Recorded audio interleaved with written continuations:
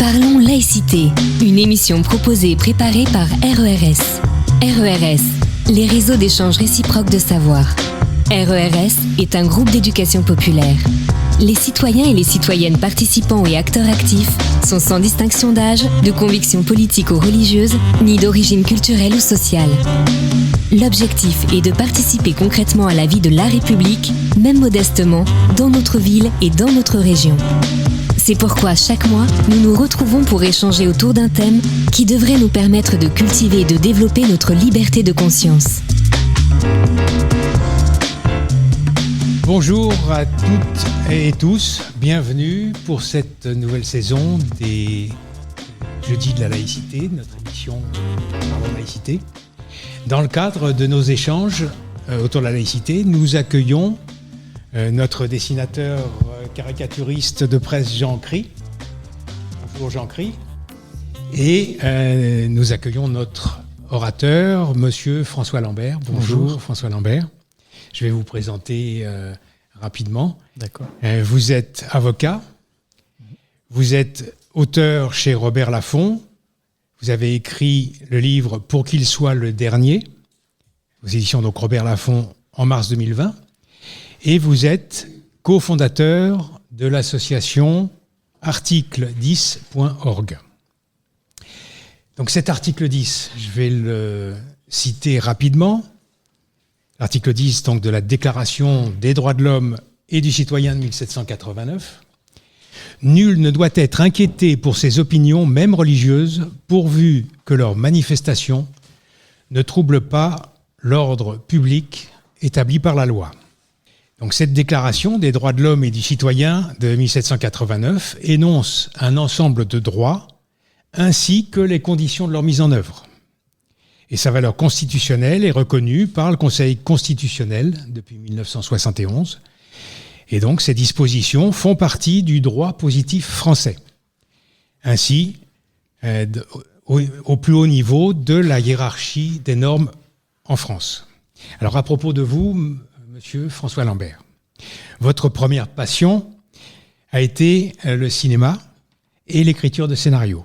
Vous aimez également la plongée et pratiquer le ski. Et pour les médias, donc, François Lambert est le neveu de Vincent Lambert, qui est devenu, bien malgré lui, l'enjeu d'une bataille juridique, une bataille judiciaire, autour de l'acharnement thérapeutique. François Lambert, donc, vous relatez le parcours de plus de 30 décisions de justice dans votre ouvrage, pour qu'il soit le dernier, dont j'ai parlé tout à l'heure. C'est d'ailleurs cette affaire qui vous a décidé à débuter votre carrière d'avocat. Maintenant, vous travaillez dans différents domaines du droit, notamment en droit public, en droit de la santé, en droit des étrangers et pour les droits de l'homme et des libertés publiques. Donc, sans préjuger ce dont vous allez nous parler, il s'agit, ici et maintenant, de liberté, de raison et d'esprit critique. Nous parlons en termes de laïcité quand nous disons vouloir éviter l'aliénation des droits fondamentaux des personnes. Nous parlons en termes de laïcité quand nous parlons de liberté de conscience. Parlons laïcité. Donc le thème c'est laïcité et fin de vie.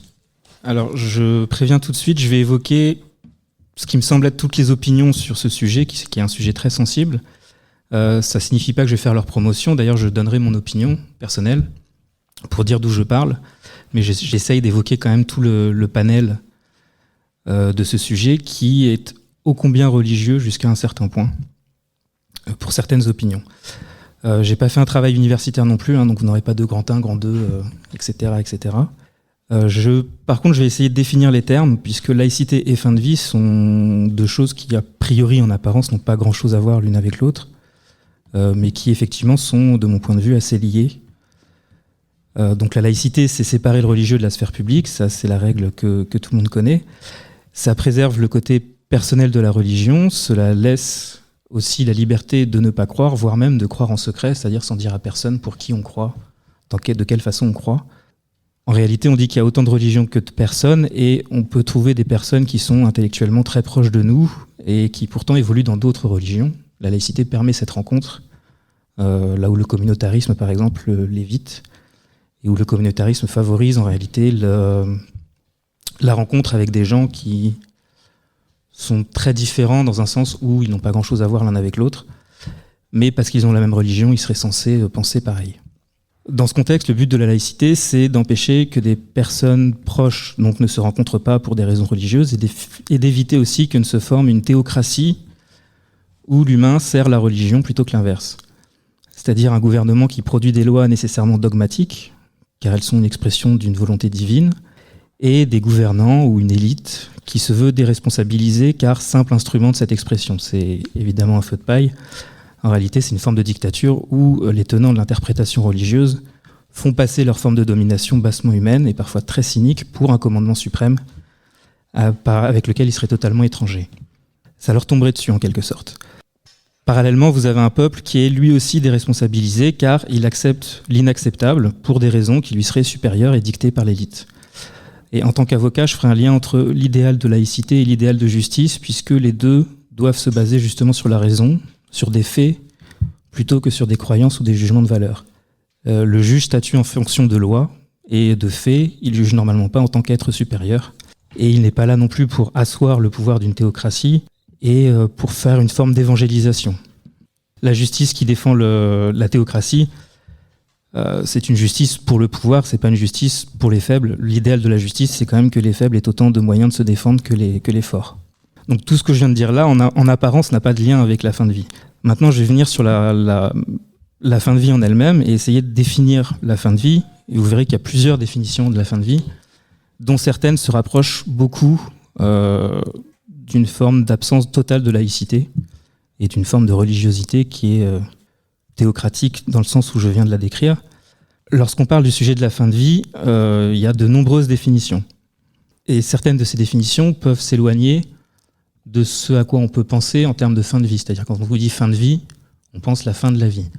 Il y a certaines définitions, vous le verrez, qui sont loin de cette définition qui est la première qui vient à l'esprit quand on en parle. La fin de la vie, objective, médicale, c'est le corps qui meurt. Ça, c'est un débat médical qui a donné lieu à une définition qui est contenue dans le Code de la santé publique. Alors, je vais vous lire 2 articles. Je vous promets que 2 articles. Donc, c'est l'article R1232-1 du Code de la santé publique. Je vous le dis en entier parce qu'il est très important. Si la personne présente un arrêt cardiaque et respiratoire persistant, le constat de la mort ne peut être établi que si les 3 critères cliniques suivants sont simultanément présents. Premièrement, absence totale de conscience et d'activité motrice spontanée. Deuxièmement, abolition de tous les réflexes du tronc cérébral. Troisièmement, absence totale de ventilation spontanée. Donc c'est après un débat médical qu'on a eu cette définition. Ce débat-là, a priori, il est clos. En revanche, le débat sur la fin de vie ne l'est pas. Et il se trouve que le médical s'en est emparé et l'a même privatisé en passant par le concept de l'acharnement thérapeutique qui a été requalifié en obstination déraisonnable. Alors je vais essayer de ne pas être trop juridique, mais en gros la loi sépare 2 choses. Vous avez les volontés d'un patient d'une part et l'obstination déraisonnable d'autre part. Comme ce concept est purement médical, il y a en gros autant de définitions de l'obstination déraisonnable qu'il n'y a de médecins. Actuellement, celle qui prime est principalement l'obstination déraisonnable dite objective. C'est-à-dire qu'on s'obstine objectivement sur un être humain, c'est-à-dire qu'en réalité, par ce concept, on gomme totalement la volonté du patient. On décrète que cet état doit finir.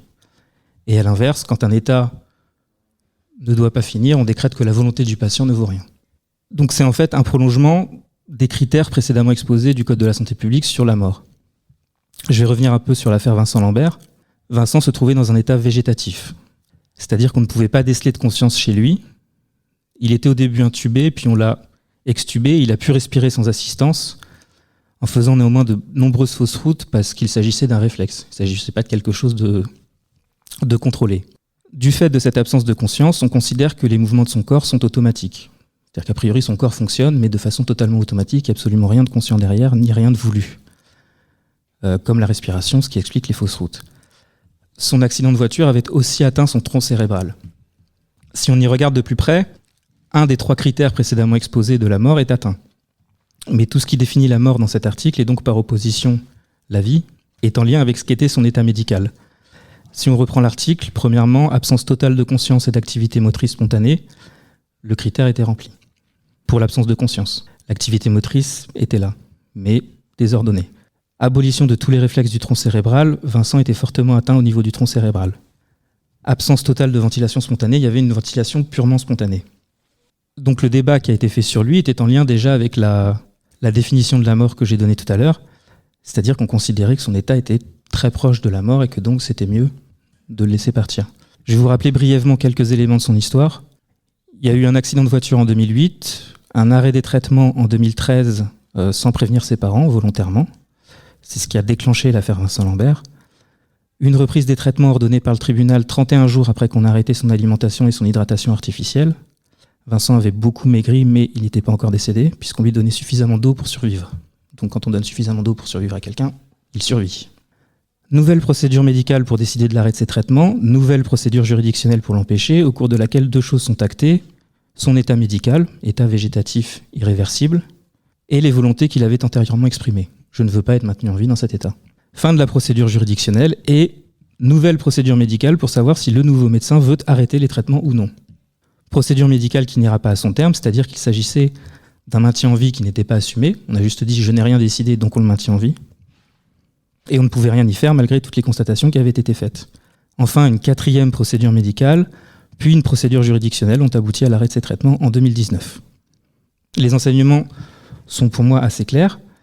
Je ferai volontairement abstraction du contexte ou des complicités qui ont permis ou justifié cette situation pour me concentrer que sur ce que cela révèle, qui est une ligne politique ou idéologique assez claire. 3 enseignements principaux de mon point de vue. Le premier est que les volontés du patient ne pèsent à peu près rien, puisqu'on avait dit que Vincent n'aurait pas voulu vivre comme ça, et nonobstant son souhait, on a dit que le médecin qui voulait le maintenir en vie pouvait le maintenir en vie. Donc ces volontés en fait ne servent que de support ou d'alibi à une vision gestionnaire de l'hôpital.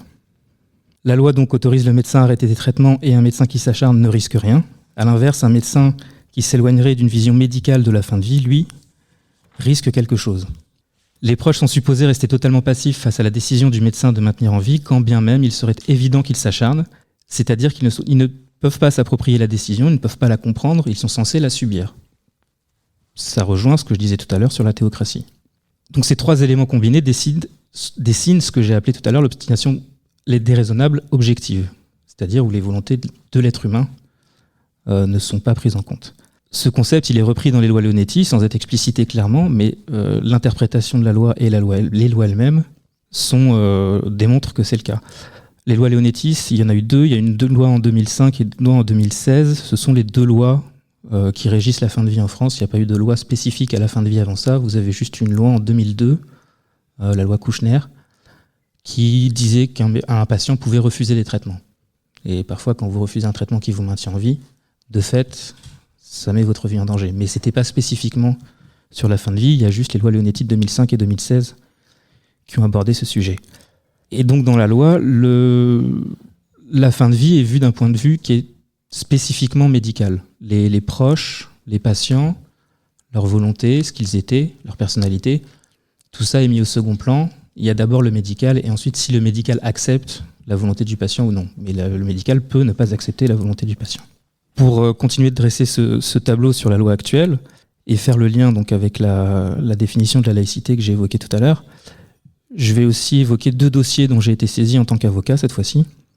Premier dossier, un patient qui s'était jeté par la fenêtre, s'était retrouvé dans un état proche de celui de Vincent, à ma connaissance, puisque les proches du patient n'avaient absolument aucune information précise sur son état, le médecin refusant de les informer, dans la logique que j'ai décrite ci-dessous, c'est-à-dire « vous n'avez pas à être au courant, laissez-moi faire, vous subissez la décision, mais je décide et vous acceptez », en gros. Simplement, une quinzaine de jours après son admission en service de réanimation, il avait été décidé d'arrêter ses traitements. Je mets des guillemets à traitement puisque le médecin en charge du patient avait tout simplement annoncé à sa mère qu'il allait arrêter sa ventilation artificielle et que peut-être il en mourrait étouffé ou pas, en fonction de ses capacités respiratoires. De son point de vue, cela se justifiait par le fait qu'une absence de respiration spontanée faisait de lui un être presque mort, comme on l'a vu avec la définition du Code de la santé publique. Donc ça se rattache encore une fois à une vision purement médicale. C'était le 3e point, absence totale de ventilation spontanée.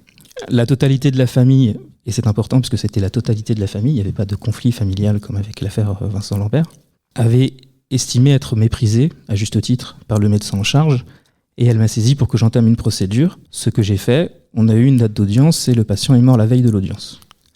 Donc j'ai demandé une autopsie dont j'attends encore le résultat, mais personnellement je ne serais pas très surpris qu'on l'ait un petit peu aidé à partir avant l'audience pour pouvoir dire à l'audience « écoutez, il n'y a pas besoin de statuer puisqu'il est mort ».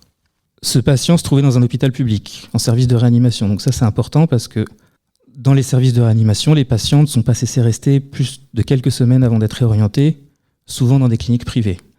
Dans le deuxième dossier dont je vais vous parler, c'était une patiente qui était dans un état post-relationnel. Alors ce qu'on dit post-relationnel, la différence avec état végétatif, ce sont deux états très proches, mais post-relationnel, on détecte un peu de conscience. Alors c'est pas de la conscience au sens où on l'entend. C'est pas quelqu'un qui est conscient de son environnement, qui est conscient de ce qu'il fait. C'est juste quelqu'un qui pourrait éventuellement avoir un éclair de conscience de temps en temps de quelque chose qui se passe, genre je suis conscient que j'ai mal au doigt, par exemple. Et encore, je suis conscient que j'ai mal, peut-être que je ne sais pas que c'est le bras, mais j'ai conscience de quelque chose. C'est vraiment une infime dose de conscience. Et les patients état végétatif ou post-relationnel, c'est une ligne assez faible où parfois il arrive qu'un patient dise qu'il est en état végétatif, puis si on refait les mêmes examens 3 mois plus tard, on décèle un tout petit peu de conscience, on pense qu'il est plutôt en état post-relationnel, puis plutôt en état végétatif. Donc pour ces patients, il était plutôt proche de l'état végétatif, mais il y a des signaux qui peut-être faisaient penser qu'il serait plutôt proche du post-relationnel parce qu'il y aurait peut-être de la conscience ici et là. Néanmoins, le patient était dans cet état depuis plus de 15 ans, dans une clinique privée. Et des proches demandaient l'arrêt de ses traitements. Dans la famille, là encore, il n'y avait pas réellement de conflit familial, il y avait des désaccords sur la façon d'obtenir l'arrêt des traitements éventuellement, mais personne n'était a priori défavorable à l'arrêt des traitements. L'équipe médicale à côté de ça, elle aimait beaucoup sortir la patiente de son lit, la mettre dans un fauteuil, la balader dans les couloirs, lui parler de façon extrêmement infantilisante. Beaucoup de médecins vous parlent quand vous êtes conscient de façon extrêmement infantilisante. Imaginez comment ils vous parlent quand vous n'êtes pas capable de répondre. Et donc il la mettait dans le bureau des infirmiers, tout le monde lui parlait, tout ça. On sait très bien que le peu de conscience qu'on décelait quand on en décelait lui permettait pas de savoir qui lui parlait, pourquoi, ce qu'on lui disait. Et donc on sait très bien que cette façon de faire faisait plaisir à l'équipe médicale, mais n'était pas forcément respectueux de la personne qu'elle était. Donc mes clients ont demandé l'arrêt des traitements. Donc il y a une procédure médicale qui a été engagée, qui a duré plusieurs années. Au bout de 2 ans, j'ai dit ça commence à bien faire, je suis allé au tribunal. Et le tribunal m'a dit non, mais il n'y a pas de décision qui a été prise, donc vous n'avez pas le droit de demander quoi que ce soit. Donc en gros, juridiquement, c'est pas très compliqué. Si vous êtes un médecin qui est du côté de la vie à tout prix, on vous demande d'arrêter des traitements, vous dites je vais réfléchir, et vous le dites pendant 10 ans, et ça passe. Et c'est caricatural, mais malheureusement c'est comme ça. Le débat était là encore strictement médical, c'est-à-dire que la patiente respirait toute seule et on suspectait la présence éventuelle d'une infime conscience, comme je vous l'ai dit. Donc, du point de vue du médecin, les conditions posées par la loi n'étaient pas remplies. D'autres médecins vous diront que les conditions posées par la loi étaient parfaitement remplies. Mais ça rejoint encore la définition que j'ai donnée tout à l'heure, c'est-à-dire qu'aucun des 3 critères n'était rempli, donc il n'y avait pas d'obstination déraisonnable. Et donc vous voyez que vous avez 2 logiques qui me permettent de faire le lien entre religion et gestion, puisque quand j'évoquais la religion et les théocraties, je disais qu'il y avait souvent dans les décisions supposément religieuses un certain cynisme et un certain opportunisme qui mettait en avant d'autres choses que la religion, évidemment. Là, c'est la conséquence de la loi telle qu'elle a été pensée et appliquée. Vous avez dans le public des gens qui débranchent extrêmement facilement et très rapidement, après 15 jours en service de réanimation, qui refusent qu'on les empêche de débrancher, pour la simple et bonne raison que ça a un coût de maintenir en vie. Un patient d'hôpital public que vous maintenez en vie comme ça représente un coût. Et il passe souvent parce que c'est en 15 jours que l'état du patient n'est pas forcément consolidé, c'est-à-dire qu'on ne sait pas dans quel sens il peut évoluer. On passe souvent par du probabilisme. On ne recherche même pas une certitude scientifique qui, du reste, n'existe pas forcément, mais de laquelle on tente de s'approcher. Là, on ne tente même pas de s'en approcher. On parle de probabilité. Dans le privé, en revanche, les patients rapportent aux actionnaires.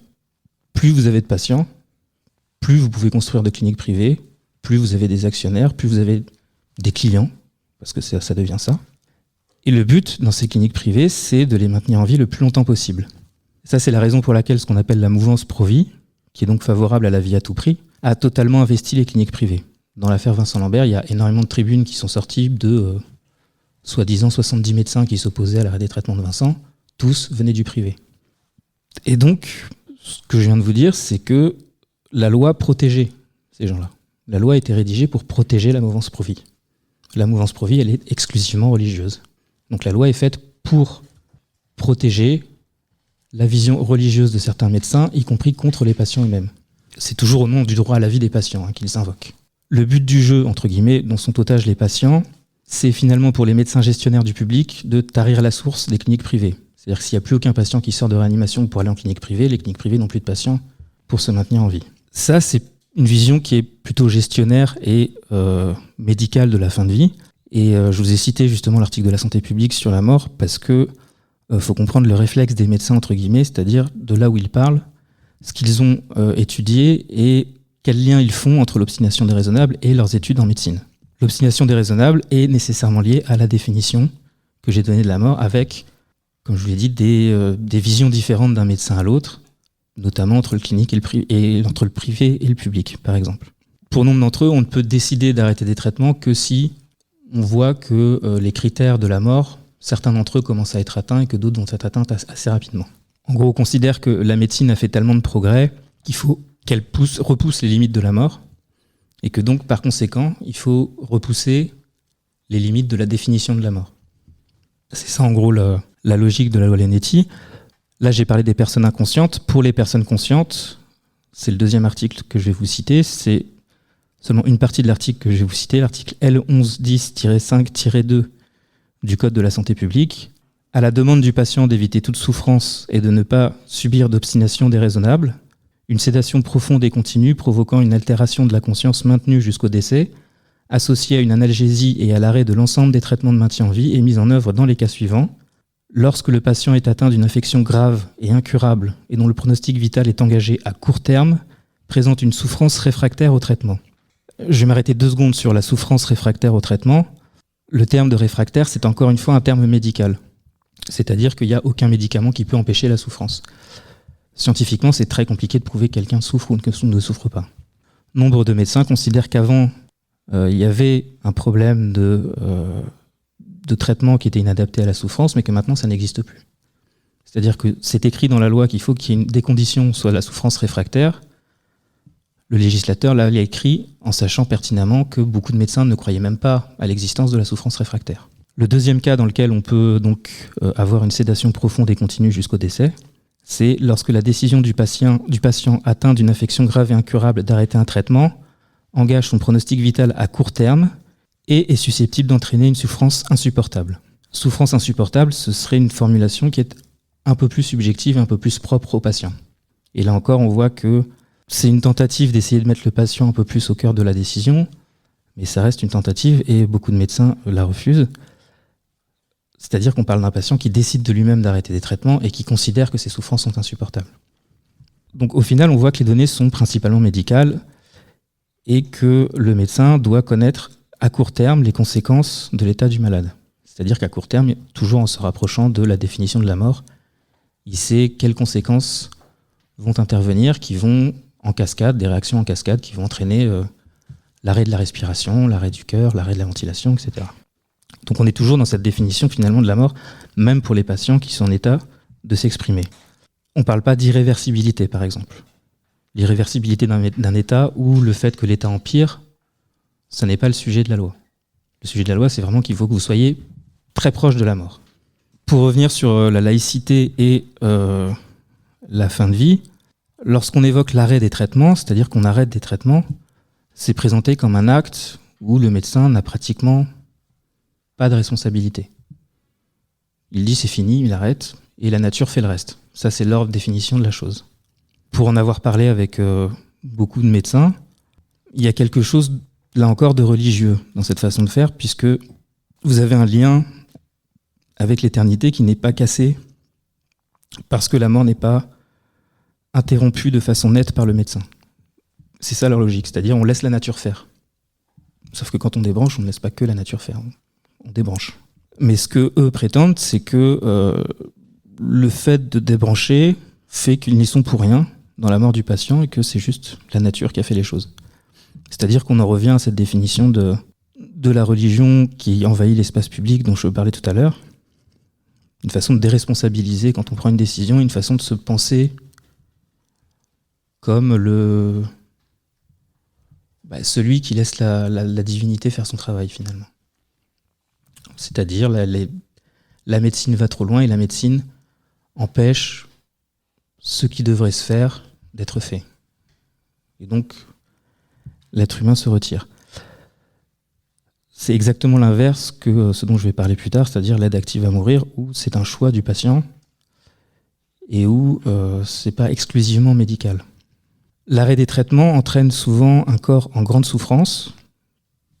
Moi, Vincent, je l'ai entendu étouffer pendant toute une nuit parce que j'ai passé une seule nuit avec lui. C'était assez atroce à écouter. Et on le shoot de médicaments pour être sûr qu'il ne ressent pas la souffrance, mais clairement son corps souffre. C'est-à-dire que c'est pas parce qu'il n'est pas conscient que son corps ne souffre pas. Il y a de la souffrance dans son corps. Alors un médecin vous dirait que ce n'est pas vrai, puisque la souffrance, médicalement, c'est quelque chose de ressenti. S'il n'y a pas de conscience, il n'y a pas de souffrance. C'est ça leur logique. Mais sauf que quand vous connaissez le terme populaire de souffrance et que vous voyez un corps comme ça, vous voyez qu'il y a une souffrance.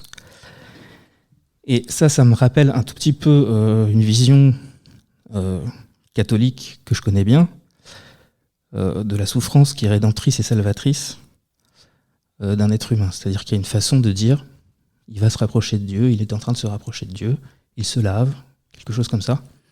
C'est la seule chose qui justifie qu'on laisse faire cette souffrance sans aller un peu plus loin et un peu plus vite, de mon point de vue en tout cas.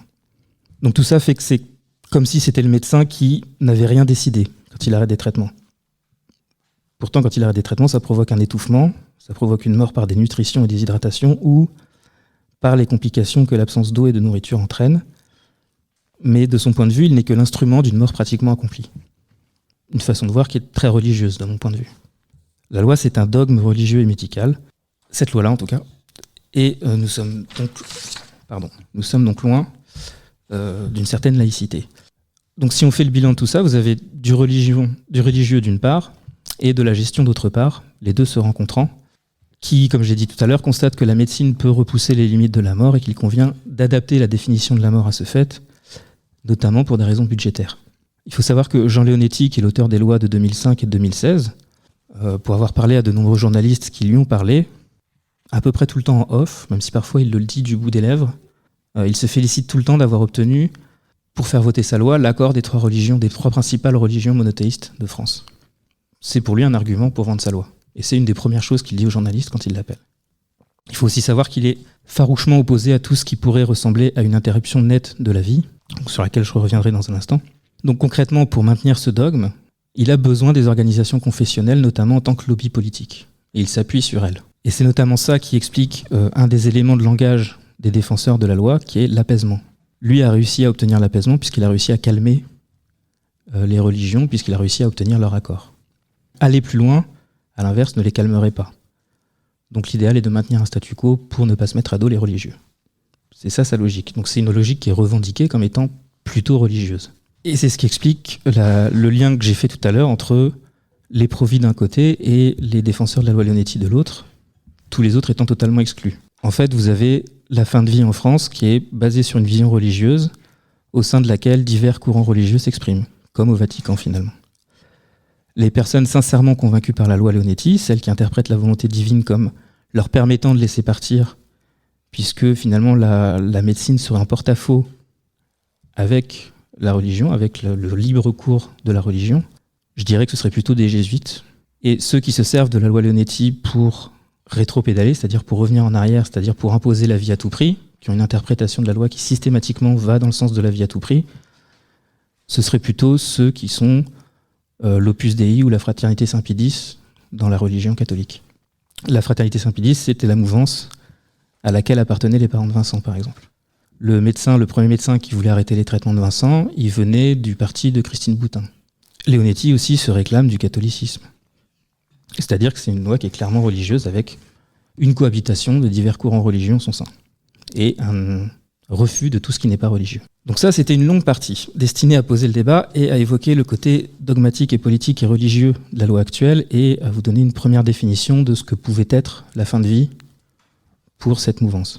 Je vais tenter maintenant de dessiner une définition que moi je qualifierais plus humaine de la fin de vie, c'est mon appréciation, en sachant qu'il y a probablement autant de définitions de la fin de vie qu'il n'y a d'êtres humains, puisque plus on rentre dans les dans les spécificités d'un sujet, plus il y a des branches qui se créent.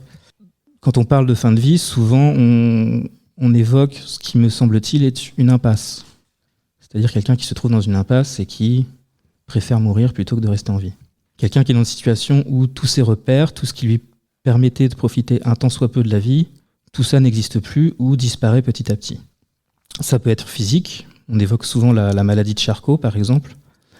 La maladie de Charcot, c'est une maladie dégénérative, donc qui est progressive, qui petit à petit vous empêche de bouger. C'est-à-dire qu'au début, vous pouvez attraper des choses, après vous pouvez bouger le bras, mais vous n'arrivez plus à attraper quoi que ce soit. Puis vous n'arrivez plus à manger, puisque vous n'avez une contraction au niveau de la gorge qui fait que vous ne pouvez plus faire passer d'aliments. Vous avez beaucoup de mal à mâcher en plus. À la fin, vous ne pouvez même plus respirer, puisque tout est bloqué. Et quand vous êtes atteint de cette maladie, vous n'êtes pas en fin de vie au sens de la loi actuelle. Mais ça peut être aussi une impasse psychologique. On peut évoquer une dépression très forte, où on se semble incapable de continuer de vivre. Pour certains tenants de la fin de vie, enfin pour certaines mouvances de la fin de vie, devrait être écouté aussi.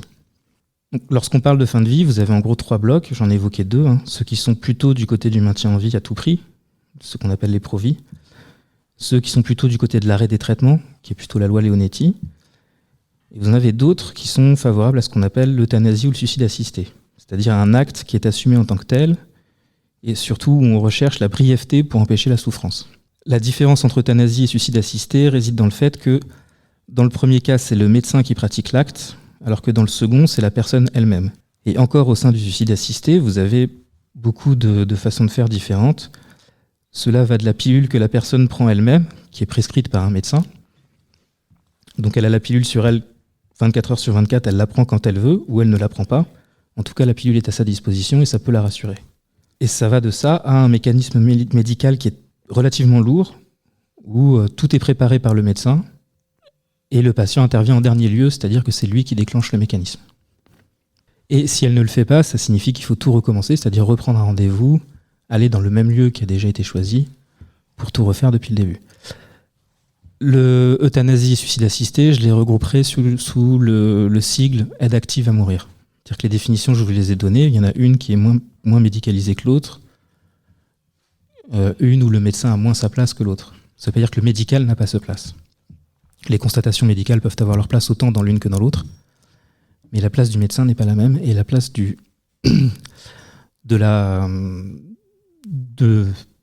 d'instruments médicaux relativement lourds n'est pas la même. Dans la mouvance qui défend donc l'aide active à mourir, vous avez des gens qui sont favorables à une liberté totale, c'est-à-dire quiconque demande doit pouvoir avoir accès à l'aide active à mourir.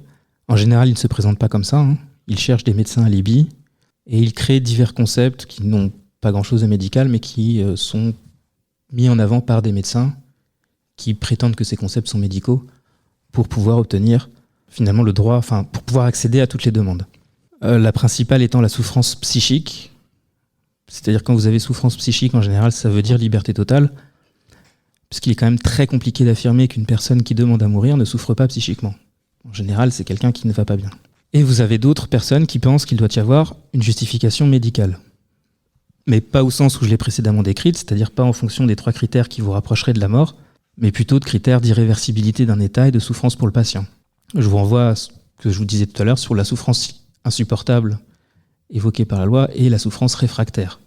2 articles de loi qui sont finalement assez différents l'un de l'autre, puisqu'il y en a un qui est extrêmement médical et l'autre qui est un peu plus subjectif pour le patient, qui laisse un peu plus de place au patient.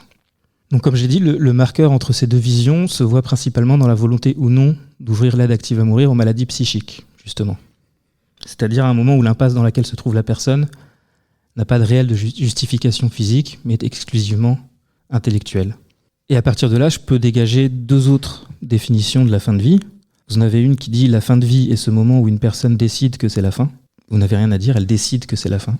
Et vous en avez une autre qui est « la fin de vie est ce moment où, à la fois subjectivement et sur des critères physiques, une personne considère que c'est fini, et elle peut considérer que c'est fini puisque physiquement, son état ne s'améliorera pas ou va encore se dégrader ». La limite entre les deux est très fine, mais elle est, de mon point de vue, fondamentale. La seconde définition, a priori, est majoritaire dans la population. Les sondages évoquent principalement l'euthanasie, rarement le suicide assisté, parce qu'on est dans un pays extrêmement médicalisé et où le médecin a une place prépondérante. C'est d'ailleurs ce qui permet le vote des lois Leonetti, puisque quelque chose d'autre aussi outrageusement, qui met aussi outrageusement le médecin en avant, n'aurait pas forcément pu être voté dans tous les pays. Mais la plupart des sondages ne font pas de distinction entre l'euthanasie liberté totale ou euthanasie liberté conditionnée. Donc vous avez en règle générale 90-95% des personnes interrogées qui sont favorables à l'euthanasie, et à ma connaissance, il y a eu un sondage où on disait « Est-ce que vous êtes favorable à l'euthanasie pour quiconque le demande ?» et où vous aviez 36%, je crois, des gens qui étaient favorables. Donc vous avez une grosse différence finalement, dès que vous entrez un petit peu dans les détails. L'intérêt de rentrer dans les détails, c'est que justement, plus on rend le débat concret, plus on peut en parler, plus on peut espérer qu'une loi soit votée. C'est-à-dire qu'en face, les défenseurs de la loi Leonetti s'appuient sur le fait que l'euthanasie serait une liberté totale, qu'ils sont contre la liberté totale, et que quand on leur met des sondages 90-95%, ils vous disent « Oui, mais ces gens-là ne comprennent pas que l'euthanasie est une liberté totale, c'est pour ça qu'ils sont d'accord, sinon ils ne seraient pas d'accord. » Et donc ça leur va très bien qu'on reste sur quelque chose qui n'est pas spécifique, qui n'est pas distingué, où il n'y a pas de distinction au sein de l'euthanasie, ni même d'ailleurs du suicide assisté, puisque si on parle de suicide assisté, c'est pareil, on remet un petit peu en cause la place du médecin, ce qui n'est pas forcément l'idéal pour les défenseurs de la loi Leonetti. Donc dans la population, de mon point de vue, vous avez une majorité qui est favorable à ce qu'il y ait des conditions pour obtenir l'aide active à mourir. En revanche, au niveau des militants pour l'euthanasie et ou le suicide assisté, c'est plutôt la première définition qui est majoritaire. Et c'est en ça que, de mon point de vue, souvent ils servent la cause en fait des défenseurs de la loi Leonetti, c'est-à-dire une liberté absolue. Alors, de mon point de vue, la vie n'est pas un concept religieux et on peut tout à fait considérer que la vie est à protéger sans être religieux. Je le précise puisque laïcité, on pourrait dire que quiconque protège la vie est religieux. Je l'ai déjà entendu justement de la part de militants. En revanche, moi, je serais tenté de pousser la logique de la responsabilité. C'est-à-dire que quand vous avez une forme de liberté totale qui peut exister dans certains pays, notamment en Belgique par exemple, le médecin vous dit qui suis-je pour juger. C'est-à-dire, j'ai quand même préparé une seringue, j'ai quand même approché du bras d'un patient dont je sais qu'il va mourir si j'appuie sur la seringue. Et ensuite, quand on me pose la question, je dis c'est lui qui m'a demandé, j'ai rien décidé. Le médecin a décidé quand il fait ça, évidemment. De même pour le patient, on peut considérer qu'il doit faire reposer sa demande sur des cas concrets, sur du concret, c'est-à-dire je comprends médicalement quel est mon état, je comprends médicalement quelle sera son évolution, et c'est ce qui m'amène à vouloir mourir. Et non pas accepter que, alors que physiquement tout va très bien, ils vous disent oui mais j'ai décidé que c'était fini parce que quelque chose m'est tombé dessus, je me sens dans une impasse et j'ai envie de mourir. De mon point de vue, justement, on parle d'émancipation, enfin la laïcité c'est souvent l'émancipation. L'émancipation c'est souvent ne pas accepter intellectuellement des choses qui viendraient, qui tomberaient du ciel, et ne pas accepter que des choses qu'on subit intellectuellement soient tellement prégnantes qu'on doit y obéir absolument. Donc moi je fais un lien justement entre laïcité et fin de vie, aussi bien au niveau de la loi Leonetti que d'une forme d'aide active à mourir qui serait absolument totale pour les gens qui décideraient, ou sous couvert de décision en réalité subiraient le fait de ne plus en pouvoir, et que ce problème serait réglé par la mort. Donc je pense que le fait simplement de se sentir dans une impasse ne peut être par lui-même un critère de fin de vie. Notamment parce qu'il est impossible pour quiconque en réalité de savoir de quoi l'avenir sera fait, quelles seront les rencontres, qu'est-ce qu'on va penser après-demain. Ça, personne ne le sait.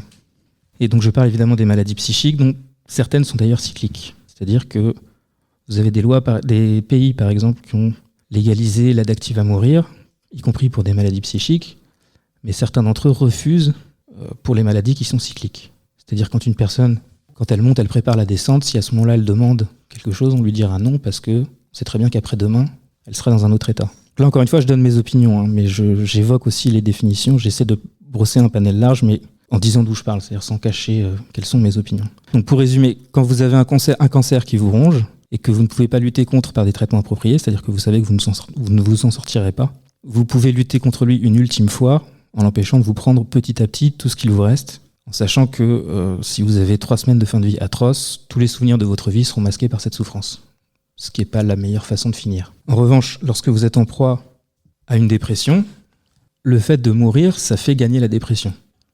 De mon point de vue, c'est-à-dire que vous obéissez à la dépression. Et les deux sont totalement différents. D'autant que, de mon point de vue, les maladies psychiques révèlent aussi souvent une sensibilité différente, une façon d'être au monde différente. On a classé ça comme maladie parce qu'il y a de la souffrance, mais la perception des choses est forcément une façon d'être différente qui peut être utile à la société. De mon point de vue, c'est pas pragmatique, mais c'est un choix de société que de dire qu'une façon d'être différente peut signifier qu'on a le droit de mourir. C'est quelque chose qui, moi, me pose problème. De même au niveau des suicides, je parle pas de suicide assisté, je parle de suicide. Le nom de suicide assisté est d'ailleurs, de mon point de vue, assez malheureux, mais ça révèle l'opinion des personnes qui le défendent, c'est-à-dire que, de leur point de vue, si on légalise le suicide assisté, il n'y a plus de suicide. Parce qu'on a très bien vu que dans les pays où c'était le cas, il continue d'y avoir des suicides. Et vous avez plusieurs formes de suicide, là encore. Alors, il faudrait une réunion entière pour en parler.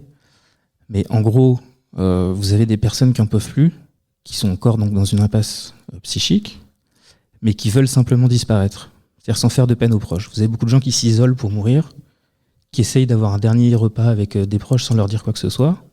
Et les proches ensuite se demandent qu'est-ce qui s'est passé parce qu'il avait l'air très bien, il était très souriant, il était très gentil. Et vous avez des suicides qui sont extrêmement agressifs.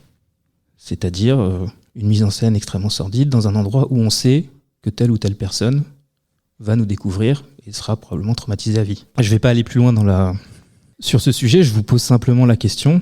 Entre ces deux façons de faire, c'est un peu caricatural, mais c'est deux extrêmes en réalité du suicide. À votre avis, quelle façon de faire serait encouragée par la loi et qui se servirait d'une procédure où la société lui dit qu'il a le droit de penser que sa vie ne vaut pas la peine d'être vécue du fait de ce qu'il est intellectuellement parmi les deux catégories évoquées. La personne qui se cache, elle continuera de se cacher si vous légalisez le suicide assisté. En revanche, la personne qui peut avoir un fondement agressif dans son suicide, pour faire accepter à ses parents, par exemple, que sa vie ne vaut rien, elle sera plutôt tentée d'en passer par la loi. Donc c'est peut-être un petit peu fort, mais en tout cas, c'est mes opinions sur le sujet. Tout ça pour dire que j'y suis, à titre personnel, plutôt favorable à une loi qui serait totalement hermétique aux pathologies psychiques. Ça ne veut pas dire que quelqu'un qui est en phase terminale d'un cancer, s'il est dépressif, il n'a pas le droit de...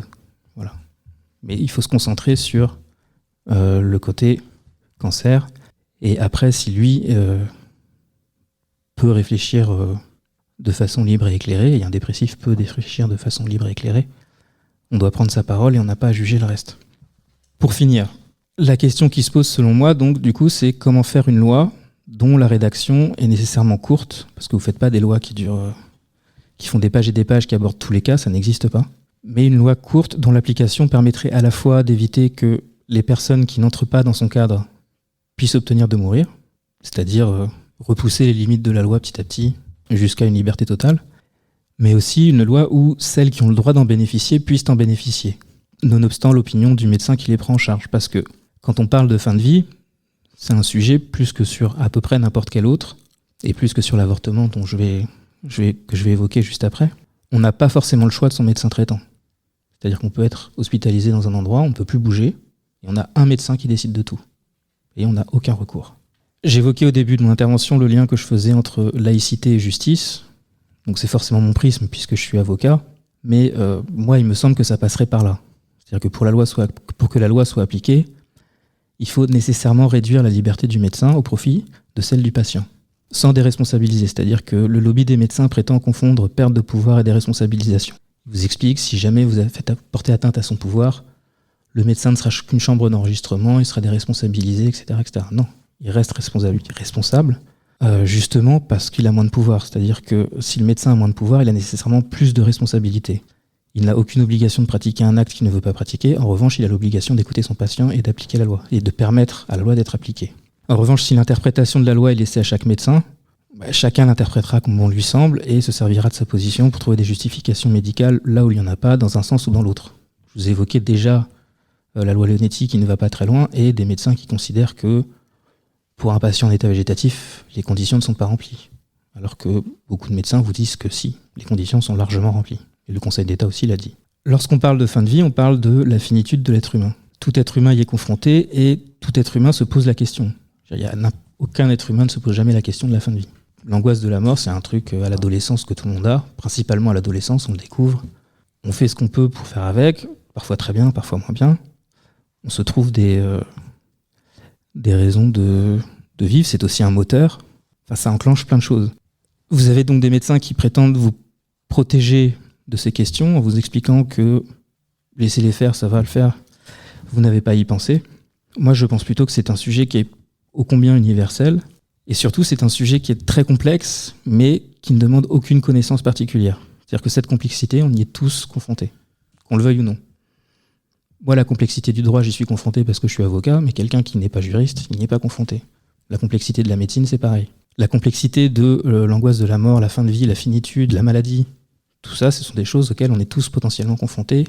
En tout cas, on y réfléchit tous d'une façon ou d'une autre. Et ça demande d'une certaine capacité, parfois, de mettre des mots sur des choses indicibles comme la mort et ce que c'est. Et cette capacité-là, encore une fois, elle n'est pas propre à telle ou telle profession. Même si, quand il s'agit de mettre des mots, les littéraires, on peut penser qu'ils sont un peu plus aptes que, au hasard, les scientifiques. Donc la seule barrière de mon point de vue, c'est jusqu'où la société accepte d'aller. C'est la seule question qui doit se poser. Et à partir du moment où on a répondu à cette question, la liberté est totale, simplement elle est totale dans le cadre qu'on a défini. La peur de la mort, c'est le moteur principal de l'être humain. La recherche d'éternité, ça s'appelle la reproduction. C'est quelque chose d'assez important aussi chez l'être humain, en général. Certains disent même que tout l'être humain est construit là-dessus. Le fait de vouloir laisser une trace, c'est aussi ce qui motive beaucoup de gens, y compris dans les livres d'histoire, c'est assez flagrant, cette volonté de laisser une trace pour pouvoir toucher une forme d'éternité. Et ça m'amène à évoquer l'avortement, justement. Lorsqu'on a évoqué pour la première fois l'avortement, ça allait nécessairement contre ce besoin d'éternité.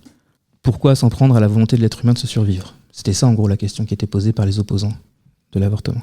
Et ensuite, c'est par le débat qu'on a révélé que la motivation principale des femmes qui défendaient ce droit, c'était pas d'éteindre la civilisation, contrairement à ce qu'on a pu dire à l'époque. Et d'ailleurs, on voit très bien que ce n'est pas ce qui s'est passé. Mais ça découlait d'une confrontation très personnelle à un moment où le corps et l'esprit n'étaient pas aptes à faire naître un enfant dans des conditions qui permettaient son développement. Là, je parle de quelque chose qui ne me concerne pas, mais c'est en gros ce que j'ai compris. Pour la fin de vie, on s'attaque exactement à la même chose. On s'attaque aussi à l'éternité, on s'attaque aussi à la civilisation qui pourrait faire que tout le monde meure, qu'on choisisse sa fin de vie quand on veut, etc., etc. Et donc, quand on s'attaque à la fin de vie, on s'attaque aux mêmes dogmes et aux mêmes croyances que j'ai évoquées, c'est-à-dire la fin de la civilisation et l'arrêt de la vie, que ce soit l'avortement ou la fin de vie. J'ai évoqué l'arrêt des traitements, qui était un état très proche de la mort, et le médecin laissant la nature faire le reste, sans interrompre la vie. Ça, c'est une vision, comme j'ai dit, qui s'avère souvent religieuse, mais qui ne veut pas entendre parler d'aide active à mourir, c'est-à-dire pas d'arrêt brusque de la vie. Et pour ces défenseurs, et c'est là leur force, cette loi est pragmatique et permet d'appréhender ce sujet sans militantisme. C'est-à-dire que l'aide active à mourir serait militante, eux seraient pragmatiques. Et en fait, c'est une façon de faire qu'on ne pouvait pas avoir avec l'avortement. L'avortement, vous ne pouvez pas avorter à moitié. Vous êtes obligé d'avorter ou de ne pas avorter. Là, ce qui a été créé par le législateur, qui sentait venir quelque chose, c'est justement évoquer un sujet sans se mettre à dos les profits. Sauf que quand vous évoquez un sujet comme celui-là, que vous ne vous mettez pas à dos les profits, il n'est pas souhaitable de se mettre à dos les profits, mais c'est juste que ce n'est pas normal. Si les profits ne réagissent pas quand vous votez une loi comme celle-là, c'est qu'il y a quelque chose qui ne va pas dans la loi. D'autant que la définition médicale de la mort ou de ce qui s'en rapproche, ça ne coïncide pas nécessairement avec l'état de souffrance du patient ou avec son futur, entre guillemets. J'en ai parlé pour la maladie de Charcot, par exemple. Vient ensuite la vision que chacun a de la dignité. Et la loi, vous avez une association assez connue qui s'appelle l'Association pour le droit de mourir dans la dignité, qui est un terme qui maintenant fait partie du débat public. Et donc la loi a repris le terme de dignité, mais simplement pour après l'arrêt des traitements, pas avant. Le terme de dignité n'existe pas avant l'arrêt des traitements. C'est une fois qu'on a décidé l'arrêt des traitements, le médecin fait en sorte de préserver la dignité du patient. Et ça, pour moi, c'est un non-sens, puisque décider qu'une personne peut mourir puisque son état médical est, alors pour le coup, purement objectivé par le médecin, sans nécessairement la volonté du patient, et ensuite débrancher de façon déresponsable, en prétendant n'y être pour rien, et laisser de longs jours, voire même des semaines d'agonie, au cours desquelles on l'endort pour être sûr qu'elle ne souffre pas, ce dont du reste on n'est pas sûr. Là, pour moi, on est quand même assez loin de la dignité. En tout cas, si la dignité a une définition subjective, on peut dire que cette définition-là est extrêmement minoritaire. La plupart des gens ne voient pas ça comme un état digne. C'est en ça que, pour moi, l'arrêt des traitements est hautement idéologique, contrairement à ce que prétendent ceux qui le défendent. Donc vous avez toutes ces visions, et plus encore de l'éternité, de ce qu'est la vie, de ce qui relève d'une construction qui provient de soi, qu'on on a tout fait, j'ai pratiquement fini. Et vous avez de ce qui relève d'une réception, c'est-à-dire qui provient d'autrui ou de la nature. Les deux existent chez tout un chacun, en tout cas je pense. C'est-à-dire qu'on décide de certaines choses, on ne décide pas d'autres. Il y a des choses qu'on subit et des choses qu'on décide. Il y a des choses qu'on construit et des choses qu'on ne construit pas. La question, c'est jusqu'à quel point on construit. Et la laïcité, c'est plutôt construire le maximum. C'est-à-dire que tout ce qu'on peut construire, on le construit. Tout ce qu'on peut décider, on décide qu'on le décide humainement, en responsabilité. La religion, c'est plutôt l'inverse. Alors je ne parle pas de la religion personnelle, je parle de la religion en tant qu'organisation. Parfois, on décide qu'on ne décidera pas, par exemple. Ça reste une décision. On décide qu'on ne décide pas. Et ceux qui décident qu'ils ne décident pas, en général, ce sont plutôt des gens qui sont du côté du pouvoir, contrairement à ce qu'ils prétendent, plus que du côté de l'humilité. Je décide que je ne décide pas parce que je suis humble. Pour moi, ça c'est proche de l'obscurantisme et d'une vision théocratique, puisqu'on prétend dans ces conditions que la volonté de ne pas décider provient d'une force supérieure dont on serait le porte-parole, nécessairement. C'est de mon point de vue un autre lien que l'on peut faire entre partisans de la vie à tout prix et partisans des arrêts des traitements, c'est-à-dire que les deux décident de ne pas décider. L'intérêt d'en passer par une juridiction qui veille à la bonne application de la loi, pour moi, c'est de permettre aux gens qui le souhaitent de pouvoir bénéficier d'une liberté, car il ne s'agit pas d'une obligation, tout comme pour l'avortement, personne n'était obligé d'avorter, contrairement à ce qu'on a dit à l'époque, il s'agit d'une liberté, et d'empêcher tout jugement de ce que cela représente pour cette personne. Pareil que l'avortement, c'est-à-dire que le médecin n'a pas à juger, il a juste à donner un autre numéro de téléphone si jamais il considère que lui ne veut pas le faire. Et donc on se focalise simplement sur les conditions posées par la loi, principalement sur l'état médical, le reste relevant du choix de la personne, au besoin d'interprétant la loi. Mais ça relève du choix de la personne. Et ça, pour moi, c'est en fait la meilleure façon de permettre à la fin de vie d'être pleinement laïque. Parlons laïcité, le débat. Un grand merci François pour cette magnifique introduction au débat. Et puis on va donner la parole maintenant au public. Alors qui veut poser la première question ? Bonjour. Au sujet de la souffrance psychique, est-elle d'après vous, à vos yeux, plus forte que la souffrance physique, sachant que finalement dans les deux cas, les patients veulent mourir ? Alors ça dépend ce qu'on évoque dans souffrance psychique, c'est-à-dire que de mon point de vue, il y a forcément une détresse, il y a forcément de la souffrance psychique, ne serait-ce que de mourir quand on n'a pas envie de mourir, d'avoir une maladie dont on n'a pas envie. Mais c'est le fait, moi c'était d'un point de vue plutôt juridique, c'est-à-dire le fait de le mettre dans la loi. Quand vous le mettez dans la loi, ça veut dire que la souffrance psychique ne va plus de soi, mais ça peut être de la souffrance purement psychique. C'est-à-dire que physiquement tout va très bien, mais vous êtes dans une souffrance psychique. Il ne s'agit pas de juger la valeur de la souffrance psychique. Pour moi, la souffrance psychique peut être... j'ai parlé des suicides tout à l'heure. Vous avez des personnes qui se suicident à juste titre parce qu'ils n'en peuvent plus et parce qu'ils ne voient plus de... La question, c'est quand la société l'autorise, est-ce que c'est bien ces personnes-là qui sont concernées par la loi ? Moi, je ne le crois pas du tout. Est-ce que c'est une réponse aussi de dire vous avez le droit de mourir si vous souffrez psychiquement ? C'est pareil, moi je ne crois pas que ce soit une réponse. Mais par contre, la souffrance psychique peut être 10 fois pire que certaines souffrances physiques, oui, bien sûr. Et ça entraîne d'ailleurs beaucoup de souffrances physiques en général. Donc il ne s'agit pas de juger, mais juste dans le cadre de la fin de vie, de dire où est-ce que je place cette souffrance psychique. Et moi, je voulais revenir sur l'affaire de Vincent Humbert. Ah, ça c'est longtemps. Ce jeune homme de 21 ans, pareil, qui a été victime d'un accident de voiture, qui est devenu donc tétraplégique, aveugle, muet. Il ne pouvait communiquer qu'avec un doigt. Et ce qui était touchant, donc il avait demandé à être euthanasié. Il avait envoyé donc une lettre à Jacques Chirac, qui était président de la République à l'époque, donc qui n'a pas répondu favorablement à sa requête. Et sa mort, donc, c'est la maman avec l'appui du docteur Frédéric Chossois. La mère a essayé, elle n'a pas réussi, et c'est Frédéric Chossois. Voilà, et c'est Frédéric Chossois, donc le médecin de Berck, qui l'a aidé. Donc ce jeune homme est mort en 2006. Mais à l'époque, la famille a été quand même très très inquiétée, parce que je ne sais plus combien de fois, ils étaient menacés ils étaient condamnés par la justice, de toute façon. On veut dire que l'affaire, même si elle a été tragique, elle se termine bien. Parce que voilà, en 2006, ils n'ont pas été poursuivis. Ils n'ont pas été condamnés en tout cas. Voilà, ils n'ont pas été condamnés. Plusieurs problèmes qui sont posés par l'affaire Vincent Humbert, c'est que déjà en théorie, il n'est pas impossible que quelqu'un puisse communiquer par un doigt ou des clignements d'œil, comme on a déjà vu. Sauf que dans le cas de Vincent Humbert, le gros problème, c'est qu'il y a beaucoup de médecins qui pensent que c'était impossible dans son état. Et il y a beaucoup de médecins qui pensent que ce sont des militants qui lui ont fait parler. Notamment Jacques Chirac, quand on lui a envoyé la lettre, il a évidemment été conseillé par ces médecins-là, c'est-à-dire qu'on lui a dit que c'était des militants qui le faisaient parler.